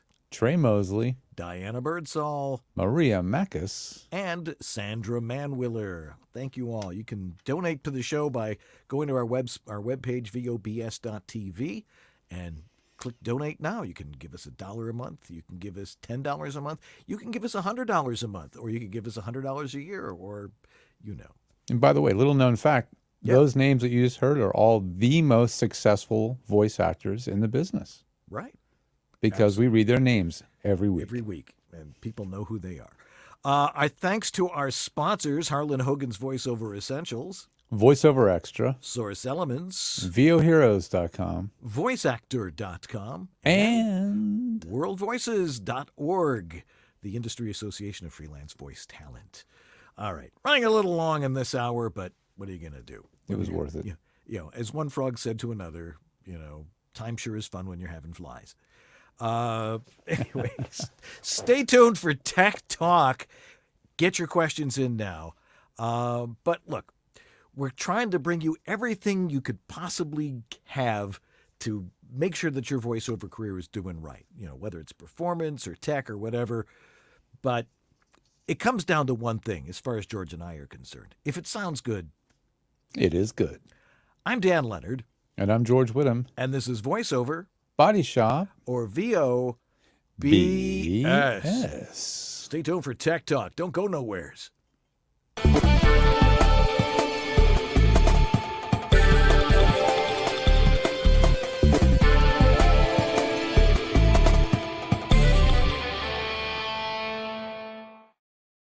All right. I heard Jeff say S at the end of the very end of that. Sorry. Sue wasn't on that one. Okay. Well, she'll be ready for the next one for Tech Talk here. We're glad to have you. All right. What kind of stuff? So that we can. I recorded a whole bunch of clips from that show. Good. There was some gold in there. All right. Okay. We got lots of stuff to talk about tonight. And yeah, baby. Let's do it. All right. So if you've got a question, throw it in the chat room right now for us, George or I, on VO techniques or technology or equipment or any of that stuff. But we got lots of stuff to get to right here. So let's rack it up and let's roll it. Here we go. 5, 4, 3. Hi, it's time for VOBS, Voiceover Body Shop, Tech Talk. Tech Talk. Tech Talk. Tech Talk. Tech Talk. Where's Jeff? Jeff, you're in there. Tech Talk. Tech Talk. Check, Talk. check. Okay, whatever. So if you have a question for us, if you're watching us live right now, which you should all be doing, look at the opportunity you have to ask George and I questions about your home voiceover studio technology. Whether you got a problem or a piece of gear you want to buy or you want to get rid of something, put it in the chat room right now. And Jeff Holman, who you just heard saying Tech Talk, will throw it into our document that we know there's a question there. We will ask that question, or we will be asked that question in the next segment. But are you ready, George? I'm ready. You got a pile of stuff there, and I've got something cool, too, about, is that a noisy mic? Well, we'll find out. Time for VoiceOver Body Shop Tech Talk right now.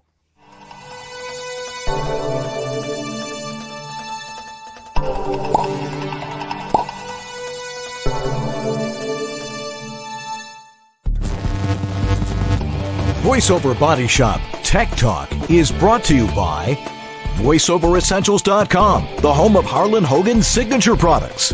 Source Elements, the folks who bring you Source Connect. VOHeroes.com, become a hero to your clients with award-winning voiceover training. VoiceActor.com, your voiceover website ready in minutes.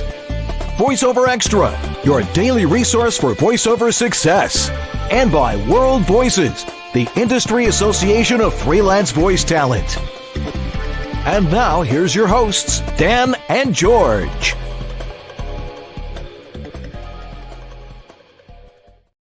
Well, hello there. How you doing? I'm Dan Leonard. And I'm George Whittam. And this is VoiceOver Body Shop. Or VOBS. Tech Talk. There's your chance again, Jeff. Talk. Good. We could just make them fade out. This is number 106. It's unbelievable how many shows we've done. And time just keeps marching on. But VoiceOver continues to march on, despite what people are saying about it and AI and things like that. But we're not going to worry about that. I'm so glad they keep making more crap to talk about. I know, and you've got plenty. But here's the thing, and the reason you've joined us this particular hour, and hopefully you will stay with us this entire hour, because you're going to miss all sorts of stuff if you leave. George and I are experts in home voiceover studios, if you haven't figured that one out yet. And one of the things we do is we fix stuff, and another thing we do is we set it up so it doesn't break, and we make it so it's easy for you. Because apparently, the more people I talk to, the more I realize that nobody out there in the coaching world or any of this stuff knows what on earth they're talking about when it comes to home voiceover studios.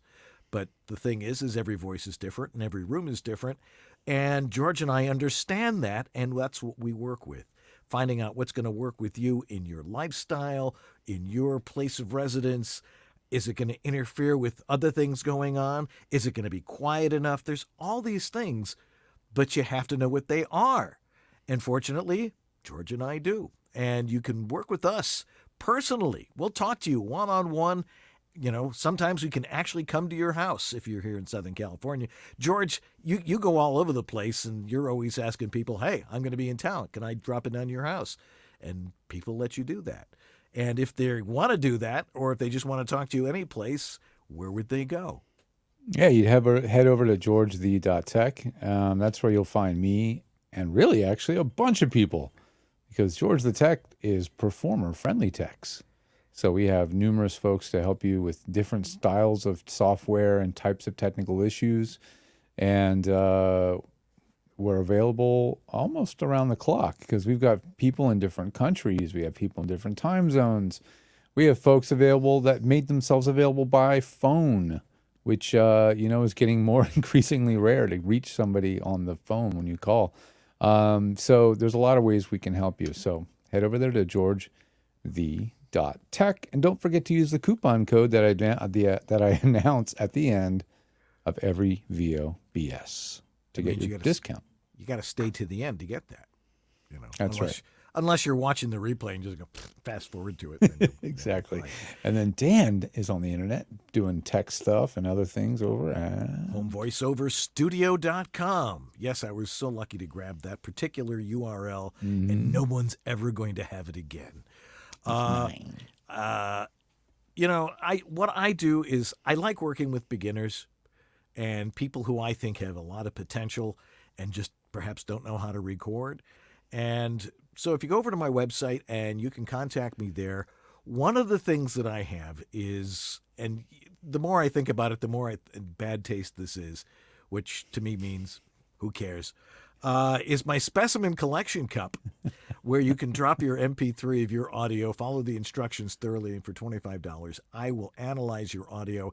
Ask anybody that has sent their audio to me if I have not been incredibly thorough in explaining what their audio sounds like. And so that's what you should do right after this show, is send me your audio. No, you don't have to do it right after the show. I mean, they tend to pile up after a while, and then I have to work. Runneth over eventually. Yeah, it does. It does. So what do we got in your tech update this week? It looks like a pile of stuff. Yeah, everybody had well, not everybody. A lot of people flipped out when they found out that Twisted Wave was going to a subscription.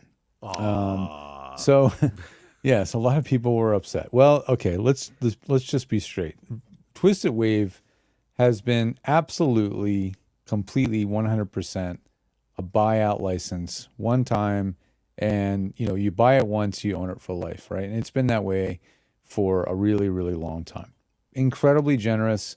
We've gotten upgrades and updates, of course, but upgrades to new versions, new features, on and on for the last 15 years. And Thomas, I should say, has never asked for any more money. Finally, he decided, after I think people literally were telling him when he told them what he does for a living, is how do you expect to keep doing that for a living if you're going to do that business model? It ain't going to work. It's time for you to offer subscriptions. And he does now. So the quick thing here is to demystify this whole thing a little bit. And if I can do that without creating a complete, total and utter train wreck on the web. Here we go. Not too bad. All right. So let's start over here on the left-hand side. Let's get this part. 12 months of uninterrupted subscription payments qualify you for receiving a perpetual fallback license. What is that? Another way to interpret that is, if you pay for a year, which is $100, which is exactly the same price as it is, it's $100. You own a license forever. You're good. You're good to go. That is the maximum of your obligation, is to pay $100. You own Twisted Wave. What do you not get? It means that you don't get the next upgrade of Twisted Wave when it comes out. So, is that a problem? Maybe not. A lot of people never upgrade Twisted Wave because it works fine year after year. When do they have to upgrade? Typically when they get a new Mac, when they get a brand new OS and they realize, oh, that version from 11 years ago is starting to be a little unstable, then they're forced to upgrade. And at that time, you would probably decide to renew your subscription, which you can do basically on a monthly basis as well. So whether you do it by the month or by the year, if it's by the month, you're going to be paying every month $10.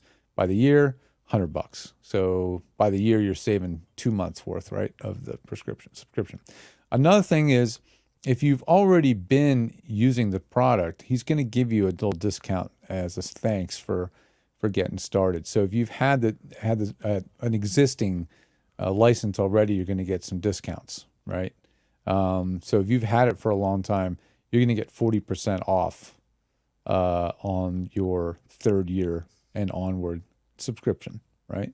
All right. So basically, the first year is $100, second year is $80, third year and onward is $60. But again, you don't have to stay in subscription. You can cancel and continue to use Twisted Wave until you have to upgrade because of a software choice. And when you buy a new Mac, and you get a new OS version, you made a choice. And at that point, you have to pay some more. So I hope that kind of demystifies a little bit about this whole thing. Don't freak out. I mean, some of you were like, I've still used Adobe Audition 1.5. Well, this is no different than that. You know, it's like you bought it once in 1998 and you still use it.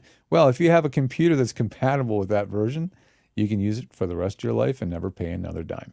Heck, we know people who are still using Cool Edit Pro. I mean, for crying out loud. There are people out there. Yeah, it's true. So anyway, Twisted Wave, that's the story. I think whatever your ethics are about subscriptions, I think he's doing it in the most fair and ethical way that one can. So that's my 2 cents on that. I mean, we've gotten a free ride on that for like 15 years. And so yeah, I think the developer who has served us so well deserves to make a living doing this. I think so. I know if you just bought it a month or two ago, okay, I could see. But if you bought it a month or two ago, you're fine. You don't need to buy a new version for a really long time. You may not need to start a subscription for another 2 to 5 years. You know, so anyway, moving on. I was going to mention very briefly, this is a whole long discussion, but just through food for thought. Maybe the way you monitor while editing isn't the right way to monitor, and maybe not for the reasons you're thinking. I deal with voice actors all day who overanalyze the audio that they're hearing in their headphones to the point of almost being crippled, especially the people doing long form stuff, where they just simply do not have the time to agonize over every little mouth noise, every little sibilant thing they hear, or any other little flaw, nasal, glottal stop, whatever it is. Some of you don't have time for doing this. Those that do have time for doing this are doing probably very large budget productions. And in those cases, there's usually somebody else's job is to agonize over that, right? So my point is sometimes the headphones you might be using are too good, too detailed, and too revealing of certain flaws in your mouth. And you might want to try different headphones. Or you might want to not use headphones at all and use speakers while editing. And what that's going to do is speakers, of course, at least if you have good monitor speakers, they are quite detailed, but they're still going to be less intensively detailed than having a speaker driver that's a half an inch from your ear, right?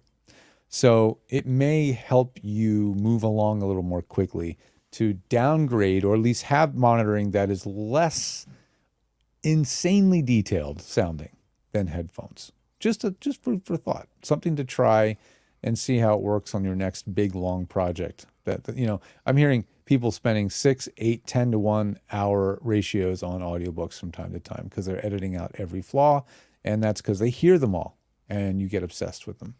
Yeah, you can't hear that stuff on laptop speakers. That's the interesting thing. Yeah, or you often can't hear that stuff after it's been obliterated by Audible and the codec that they use for audio. I mean, they really destroy the sanctity of your clean audio when it goes on the website. So really, don't obsess about it. I'll just leave this for you. There's an AI for that.com. You're welcome. Next thing, Synco D2 microphone. This is a shotgun mic, a budget shotgun mic, is not a great substitute for the MKH416. Yes, they look very similar. Yes, they're made with the same kind of materials. Clearly, it was designed to act like a 416, but trust me, I've heard it many times, and it's not a bad sounding mic. It just does not sound like a Sennheiser MKH416. It is not a stand-in for that mic. It doesn't sound anything like that mic. The D2 is a very dull, flat-sounding mic in comparison. But does it have a hypercardioid pattern like a 416?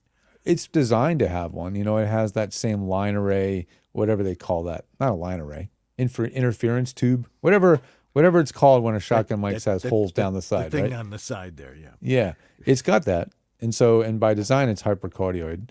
But in terms of its EQ, the tonal character of the mic, it's extremely flat sounding and dull sounding, where the 416 is a very bright and forward, hyped, dare I say, sounding microphone. Okay, so I have had to try to make a D2 sound like a 416 with EQ, and I was kind of successful, but they do not sound the same. So don't, I've seen this coming up on Facebook today. Just ain't true, folks. They're very different mics. On another subject, I finally got around to Inside reviewing of the some panel acoustical panels that just were. acoustical Well, let's see if I can stop that and actually share it so you can see. I finally got around to reviewing some acoustical panels by a company I met at NAMM show, and they're called the Pros Acoustic Wave Pro Series Acoustic Panels. And I am definitely not going to show you that 10-minute video, but I'll show you enough to whet your appetite so you understand what it's about. The inside of the panel isn't just acoustical absorption. There's also a diffuser, the diffuser core. George the Tech. Hey everybody, George the Tech. I'm inside my booth here because I want to test out some acoustical panels that were sent to me. And the best way to do it is to really put them in your booth. What I've got here are acoustical panels from the company Proso Acoustic. I met them at NAMM show this year in Anaheim, California. They were nice enough to get me a couple of their unique panels to try out. So right now my booth is pretty well treated. It's got the stock acoustical foam that comes with the Studio Bricks booth. This is a Studio Bricks 1, so it's a rather small booth. But right now it's got some enhancements in it, including some bass traps like these.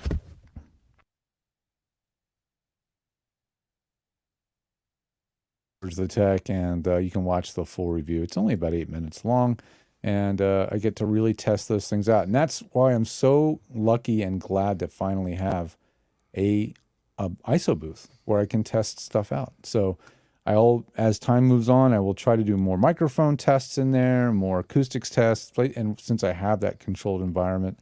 But if you want to hear about these panels and actually hear what they do and see how they work, check that out on my YouTube channel. Lastly, I think this is the last thing, Zoom 5.15.3, 5.15.3 is out.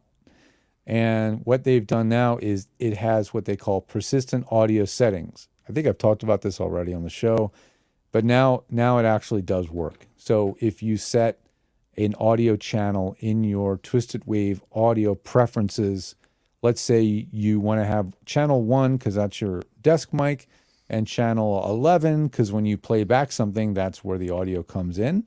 Now you can do that. And you can get that to work set. And not only that, but it will remember those settings.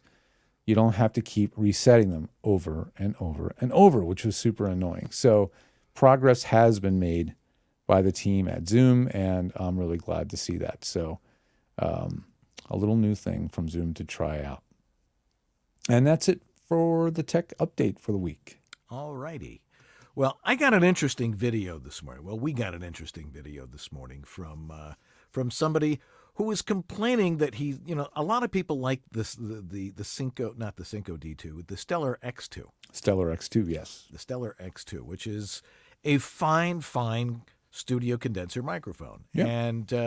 And Chris was, he was saying that it was noisy than his other mics, which is a TLM 102 and a 416.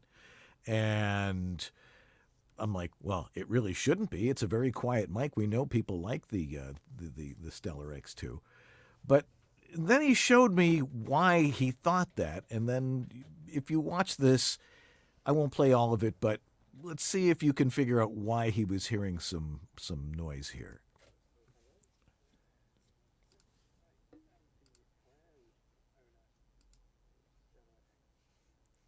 I don't hear it yet. Okay, hold on 1 second here.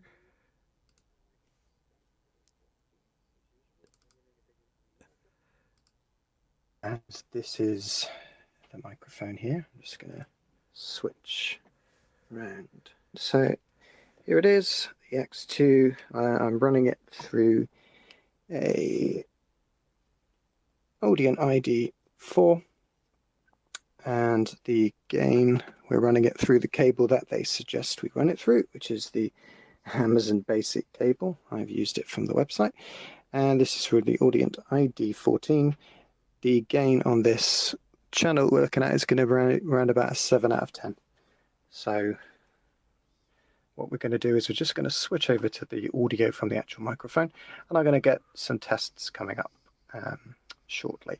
This is said to have a noise floor of -13 dBA. I also have a Neumann TLM 102, which has a noise floor of 12 dBA, apparently, according to them. and then a Sennheiser 416, which is meant to have between, I think, 12 and 16 dBA. So you can be the judge, but I'm going to just hit record. We're going to have some ambient room noise, and we're going to listen from there.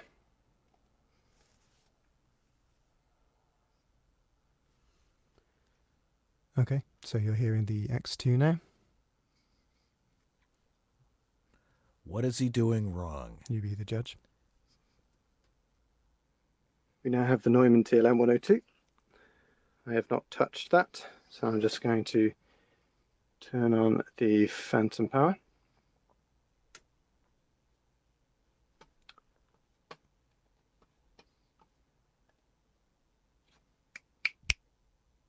And you're now hearing the audio from the Neumann 102.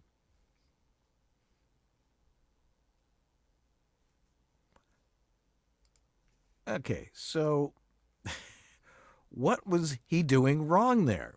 And why do you think that his X2 was noisy? Well, for starters, he broke the number one rule of how to submit audio. He was doing it in 2-track, and he was only recording in his left channel. So when you amplify that, when you normalize it or anything like that, the blank channel still gets into the audio, and you're going to get white noise from there. And I think that his Stellar X2 is probably just fine, and he's getting white noise from the extra channel. But one other thing, his levels are way too low. And, you know, when people record with these little tiny waveforms, and then they try and boost it, normalize it, or amplify it, it creates noise. It creates white noise. So if you've got a low track to start with, and you've got a blank track, and you're trying to raise the volume on that, you're going to get white noise, and you're going to think, well, this mic isn't as quiet as it sounds. Or indeed, he just has a bad mic, which happens.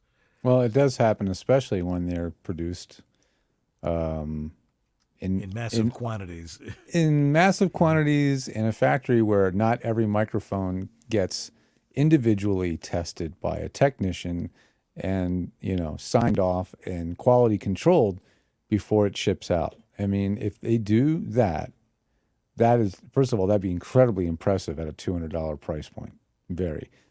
Because that's the big thing. You might have one Stellar X2 that's clean, and you might have another one that just isn't the same. Doesn't sound exactly the same. And there's just, because the likelihood of them doing that level of testing from mic to mic, very unlikely, right? Another thing that stood out to me too, Dan, he had literally no meters in Twisted Wave. He literally had the meters hidden. So he couldn't even look to verify what the levels actually were.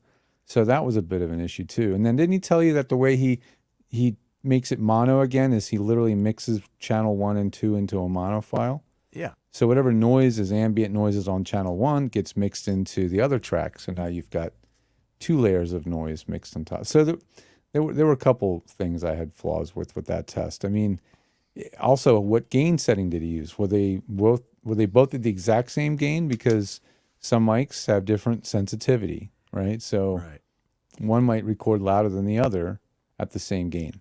Right. So there's a lot of things that make that a little bit challenging to get a true impression of the noise. Yeah. It's really, really important to understand proper input levels. And, you know, and we talk about this all the time. Always in the green, always in the yellow, you know, depending on what interface you're using and what meter you're using, into the orange and with a flash of red every now and again.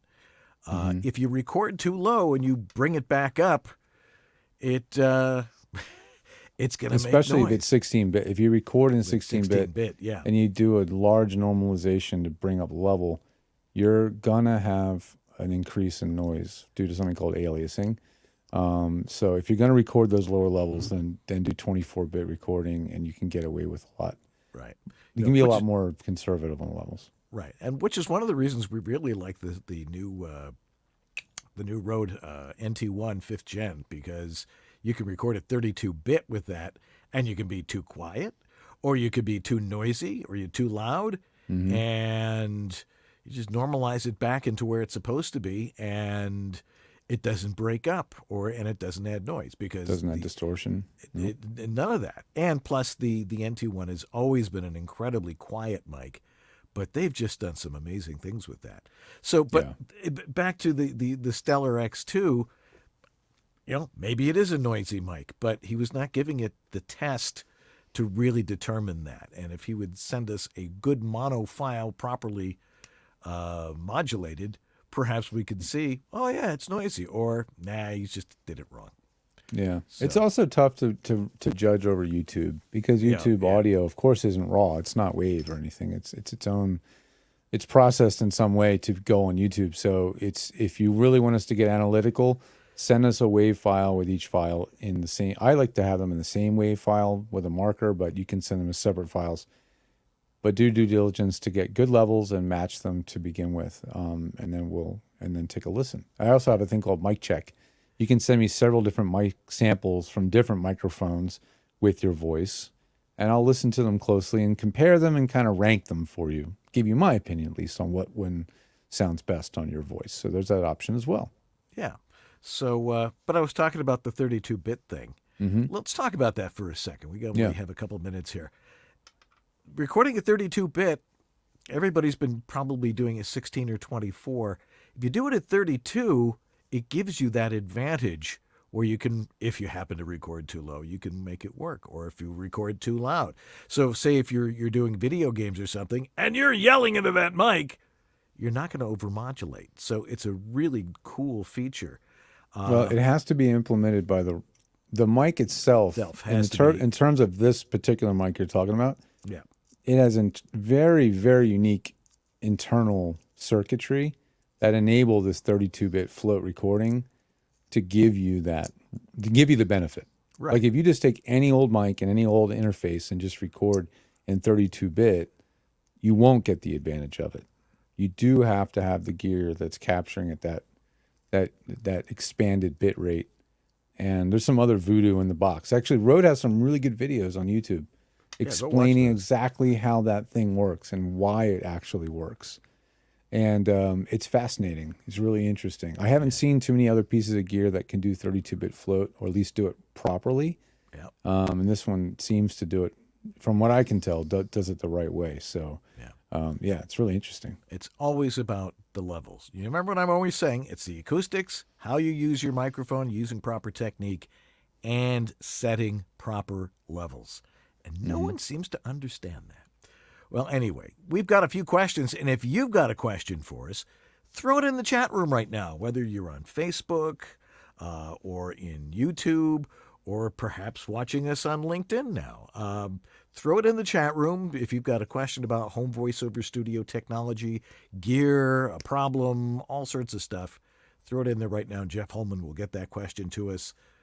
Toot sweet. All righty. We're going to take a break right here. We'll be right back with all your questions and more stuff right after this. Hi, this is Bill Farmer, and you are watching VoiceOver Body Shop. It's great.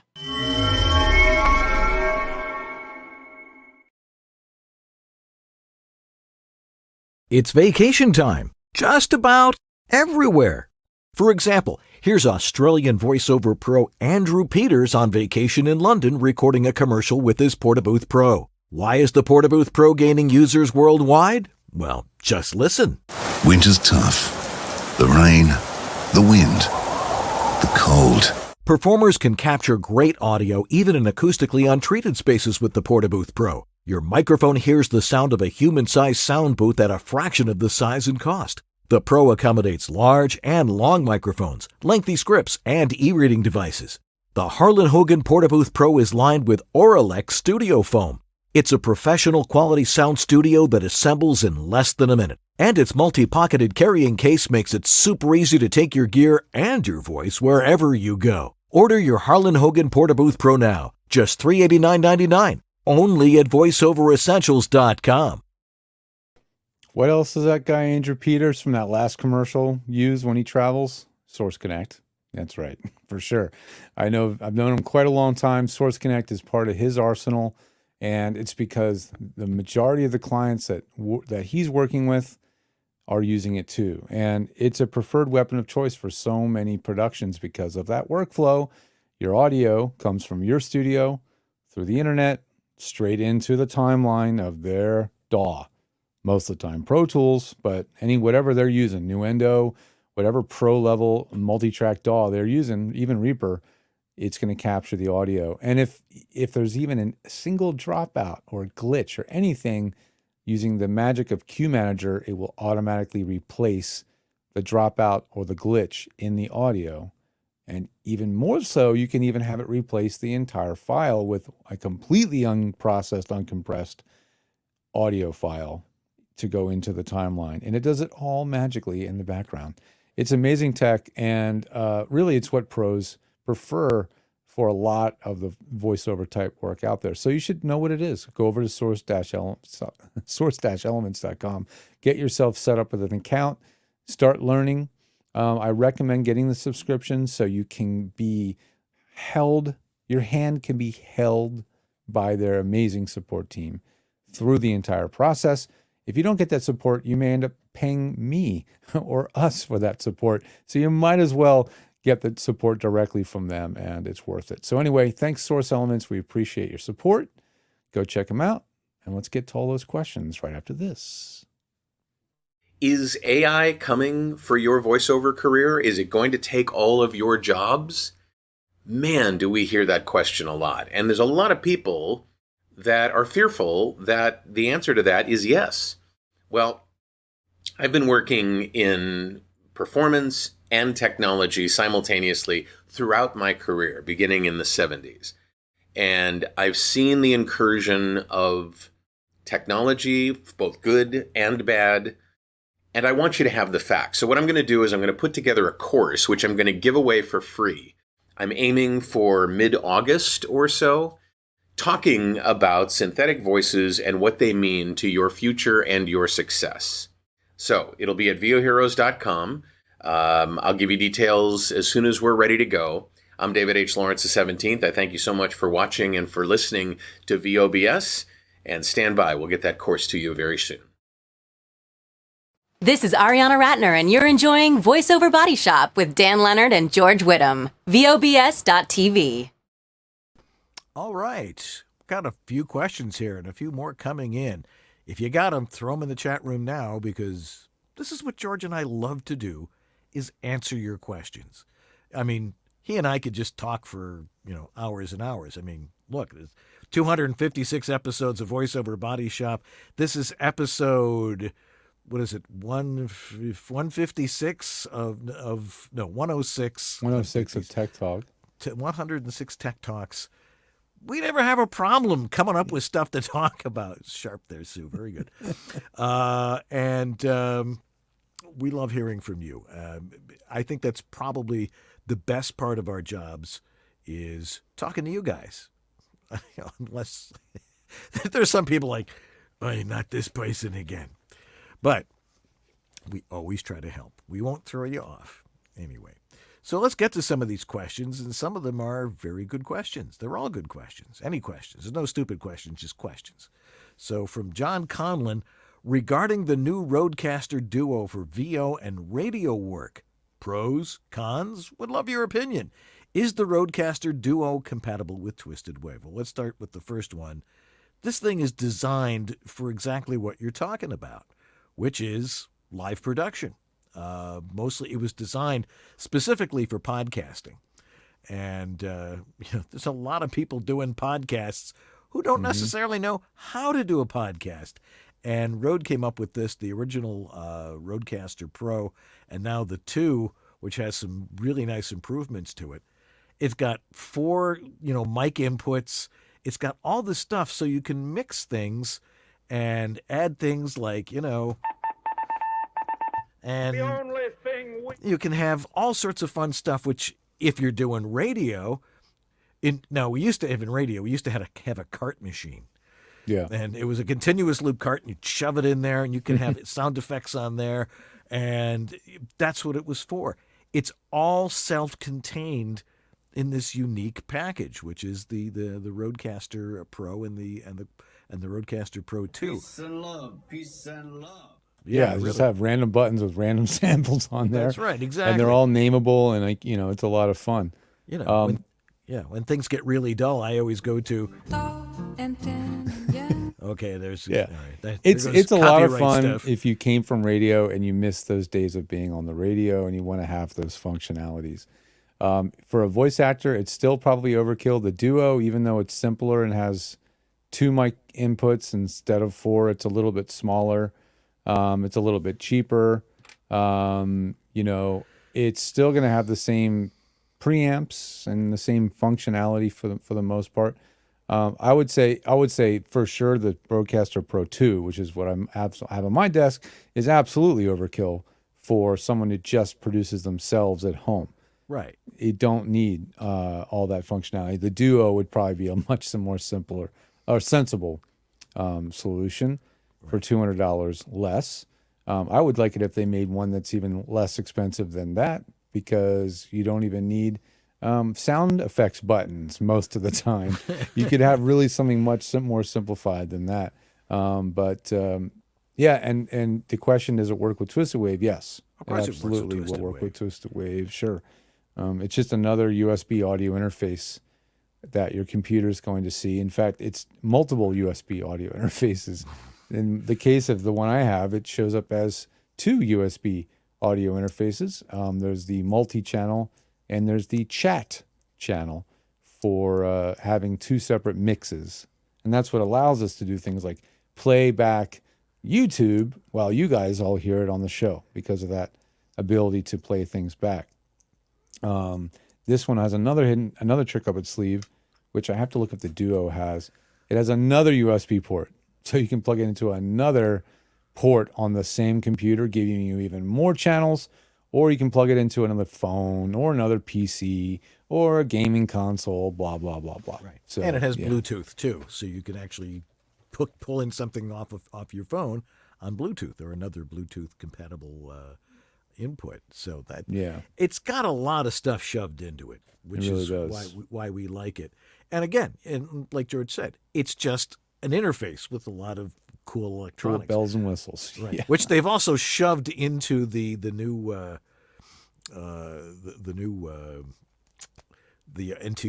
5th gen.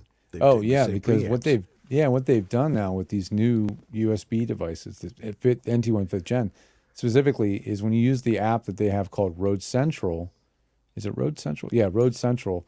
Right. Now you have access to not only all the functions of the inside of the mic. Actually, it's called Road Connect. When you use Road Connect, now you get to, the mic starts to become sort of like a mini Roadcaster.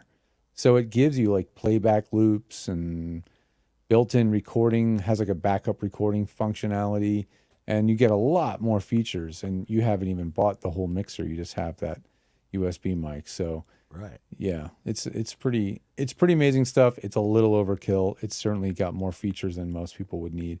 But if you find those features are going to make your life better, or if you really are serious about producing a podcast / live stream, especially, you're going to probably like it a lot. All right. Question from Jeff Seart on YouTube. As an improv, which we were talking about last week, is it too over the top to throw a character voice into a VO submission, even if it doesn't ask for that? I think that's sort of a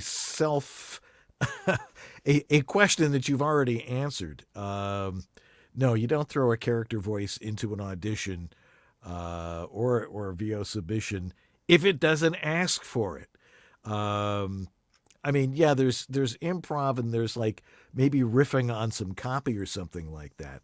But if it's not asking for a specific character, I mean, usually the spec is going to give you, somebody 25 to 45 or a senior citizen or whatever.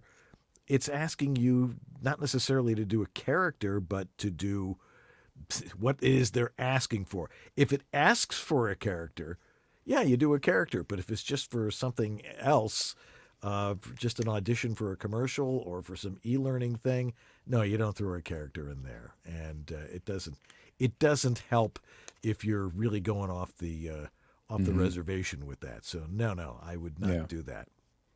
This one's from Mike Cunningham, and he says, any experience with the Lewitt 940?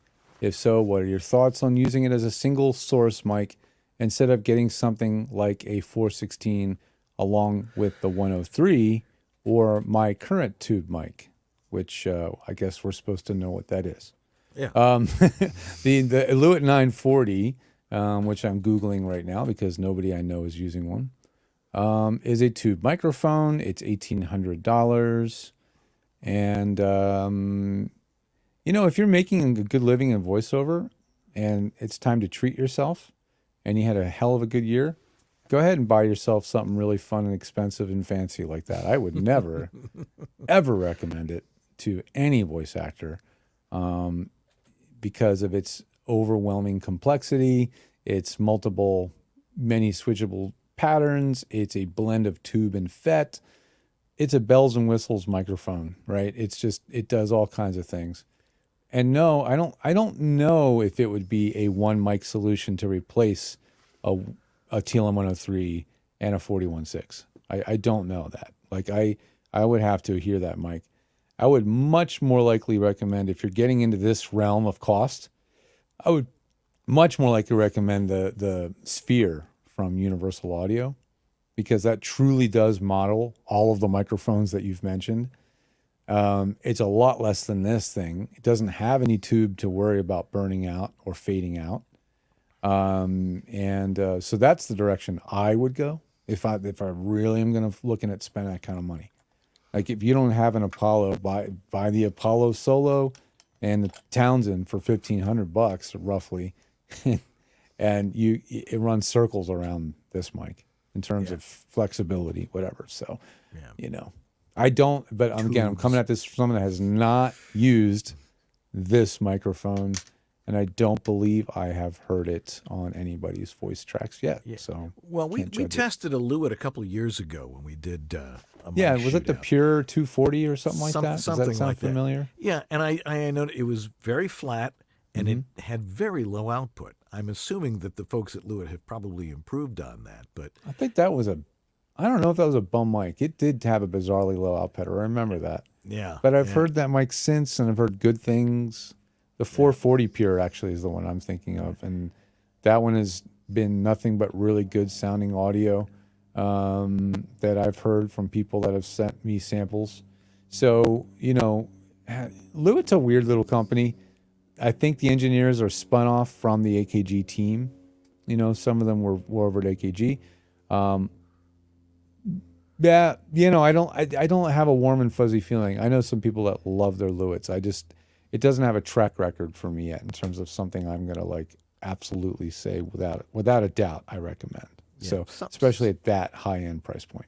Yeah, somebody sent me something with the Lewitt this week, but that was the thing I noticed is the output was low.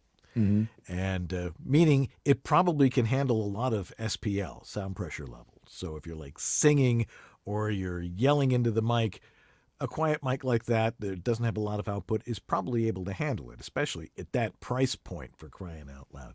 Mm-hmm. There's no reason you should be spending $1,800 on a new mic unless, as George said, you want to treat yourself to something.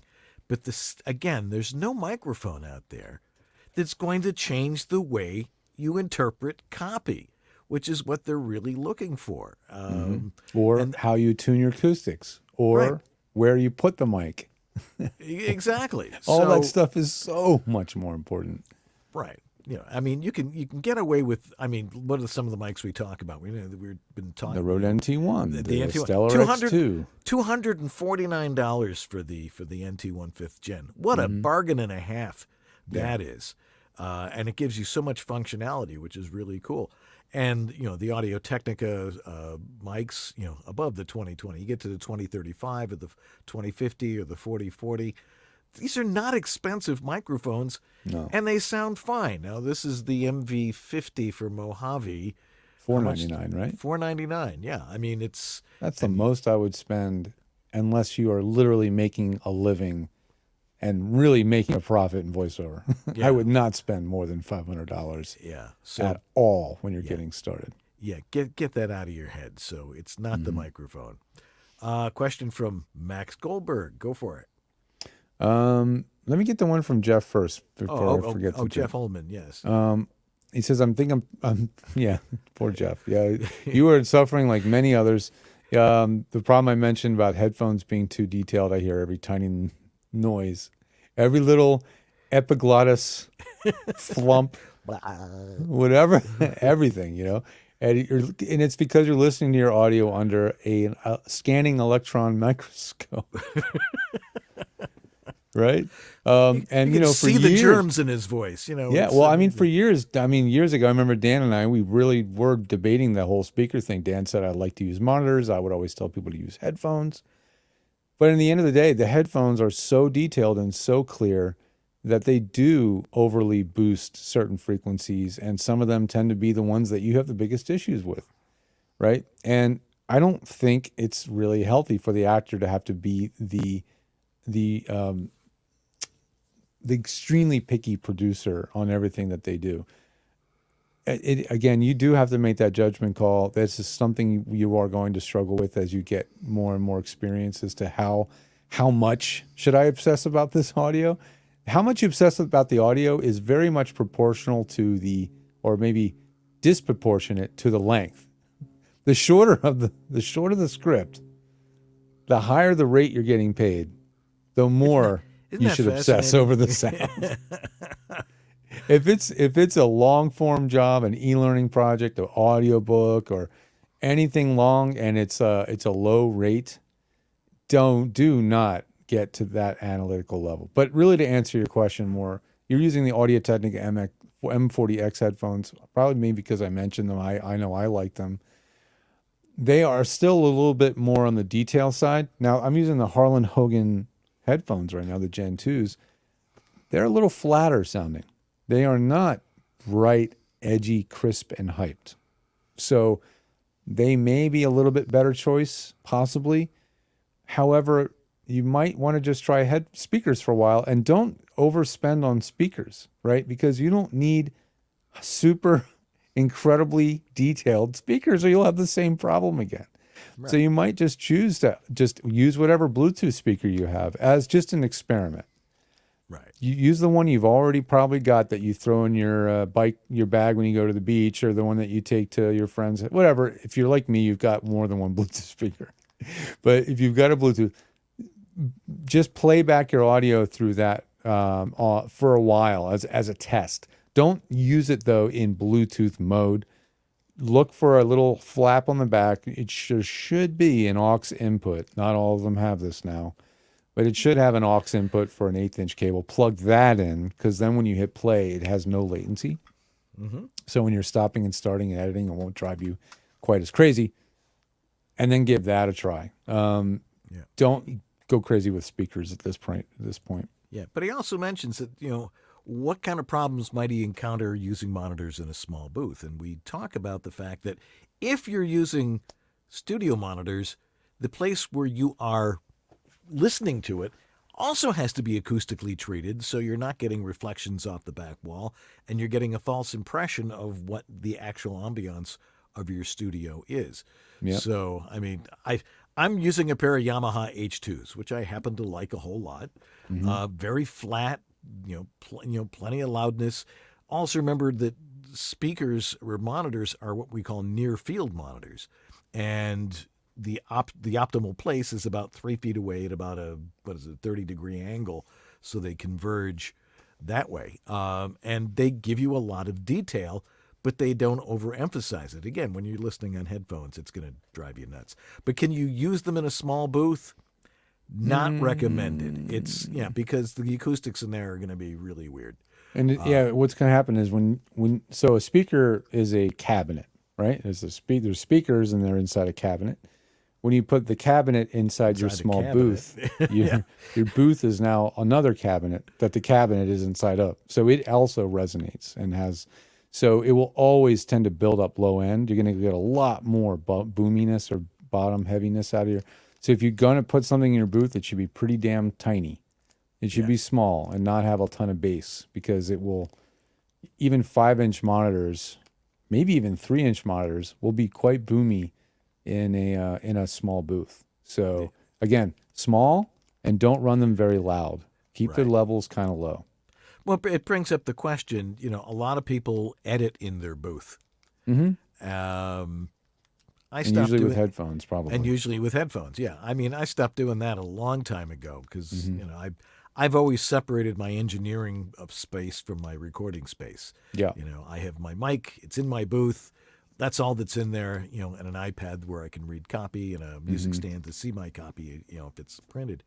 Yeah. And I do most of my work out here in the voiceover body shop, where I do my editing and all that stuff, because that's where my comfortable chair is.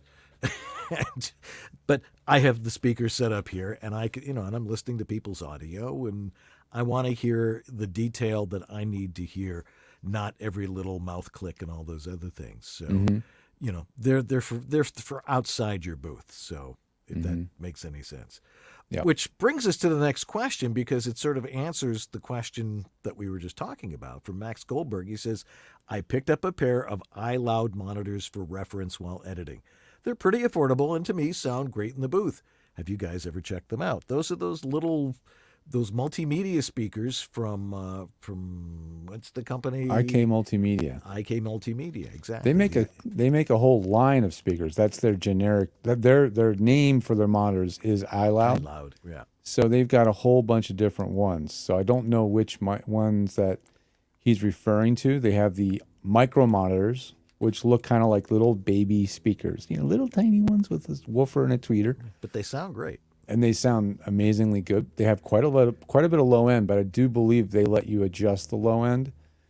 So if you do get speakers that have a bass control or any kind of a tone control, set it so the bass is reduced. Like this particular speaker, this is the let me show on screen because this is a visual thing. Boop, boop, boop. Okay. Boom. This speaker has. Boom. Come on. There we go. Can bring it up. Come on. This speaker has some switches on the back for EQ. Right. One of them says flat or LF minus 3 dB. If you're going to use these in a small room or near a wall, definitely engage that minus 3 dB LF. And what that's going to do is make the speaker output less low end.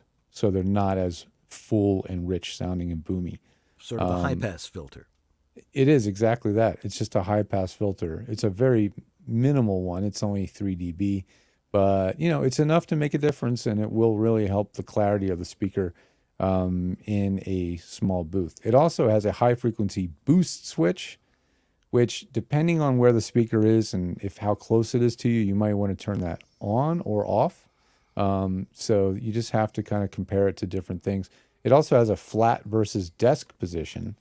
I would put it in desk position. That also will probably reduce the low end of the speaker, because when it's sitting right on a desk, it needs to output less low end. Otherwise, it will sound hyped in the low end. All right. Nancy Bober asks, so I'm replacing my old AKG K240s, which are headphones, with a wonky cable, meaning it's not working, with the new DT770 Pro K. Those are which manufacturer? The DT70s? Well, the Biodynamics. Biodynamics, right. Are the AKGs worth holding on to or replacing the cable? Do they have a cable that is replaceable? Replacing cables is a pain in the ass. You've got to know how to solder. It's all sorts of stuff. So if it's old enough, and it must be a pretty old AKG because they did not have replaceable cables. Right. Back in the day, and it's probably not worth it unless you're a headphone hoarder like I am, and then you keep everything.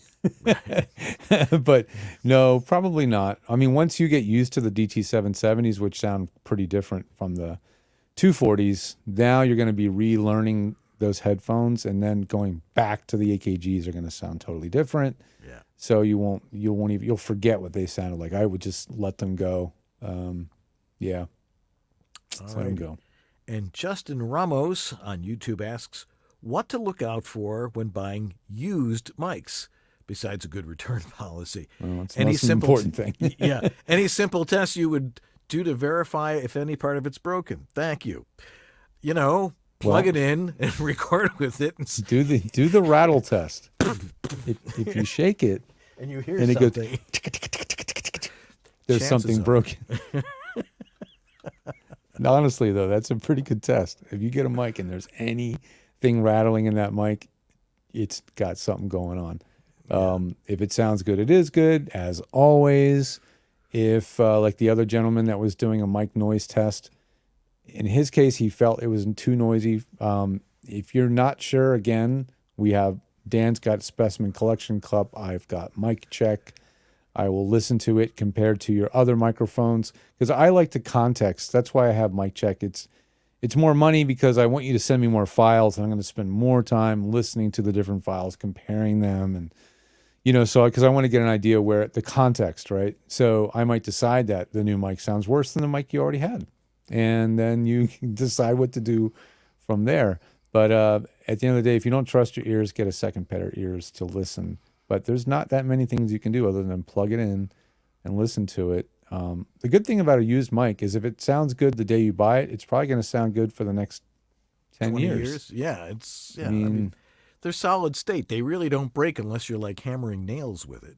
Which they last. Some mics you can. But yeah, this one I think in particular was sold by that mic specifically. The 635A.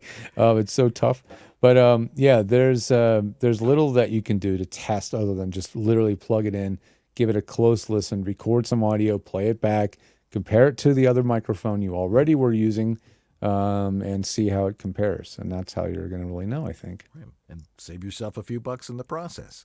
Yes, it needs to have a good return policy. What kind of places sell used mics have a good return policy? Some eBay sellers do. Just, be choosy. Absolutely. When you're buying used stuff. Yes. All right. Well, another amazing hour has rolled by, believe it or not, and we've answered all your questions this week. But we want more questions. If you want to write to us and get your question first in the queue on Tech Talk, where do you go? Where do you write? You write to the guys at VOBS.tv and ask your question, and I guarantee you'll be at the front of the queue when we answer questions. It's nice to have people live listening to the show, and you have a certain advantage of being able to participate. We know most of you watch this in replay on Facebook and on LinkedIn and on YouTube and at our website, VOBS.tv. But you really should make a point to be here when we do the show. And when you see a promo for the show coming up on Facebook, watch live and be interactive with us. We really like hearing that. What is it that you are... What is it you're doing right now, and not guessing and listening a little bit later on. Anyway, we're going to take a quick break, and we are going to wrap things up for this week right after these important messages on VoiceOver Body Shop. So don't go away. This is the Latin lover narrator from Jane the Virgin, Anthony Mendez, and you're enjoying Dan and George on the VoiceOver Body Shop. Your dynamic voiceover career requires extra resources to keep moving ahead. There's one place where you can explore everything the voiceover industry has to offer. That place is voiceoverextra.com. Whether you're just exploring a voiceover career or a seasoned veteran ready to reach that next professional level, stay in touch with market trends, coaching, products, and services while avoiding scams and other pitfalls. VoiceOver Extra has hundreds of articles, free resources, and training that will save you time and help you succeed. Learn from the most respected talents, coaches, and industry insiders when you join the online sessions, bringing you the most current information on topics like audiobooks, auditioning, home studio setup and equipment, marketing, performance techniques, and much more. It's time to hit your one-stop daily resource for voiceover success. Sign up for a free subscription to newsletters and reports. It's all here at voiceoverextra.com. That's voiceoverextra.com. All righty. I've told this story before, but now you get to hear it again.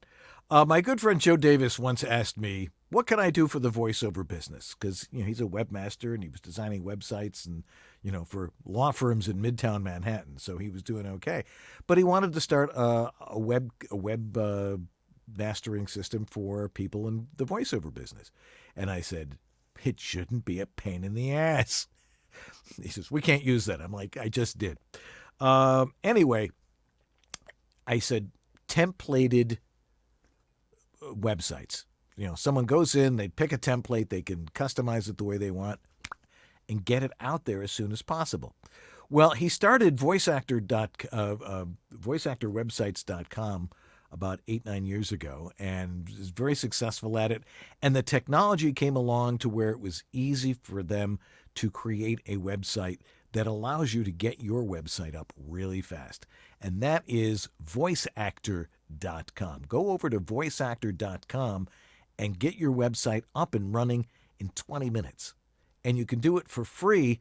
And then if you want more and more features, of course, it could be $20 a month, but that's cheaper than a lot of other webmasters are going to charge you. And you have complete control over your website, being able to update your demos and change the colors or change your headshot if you want to have your headshot on there. So go over to voiceactor.com and get your website up and running right now.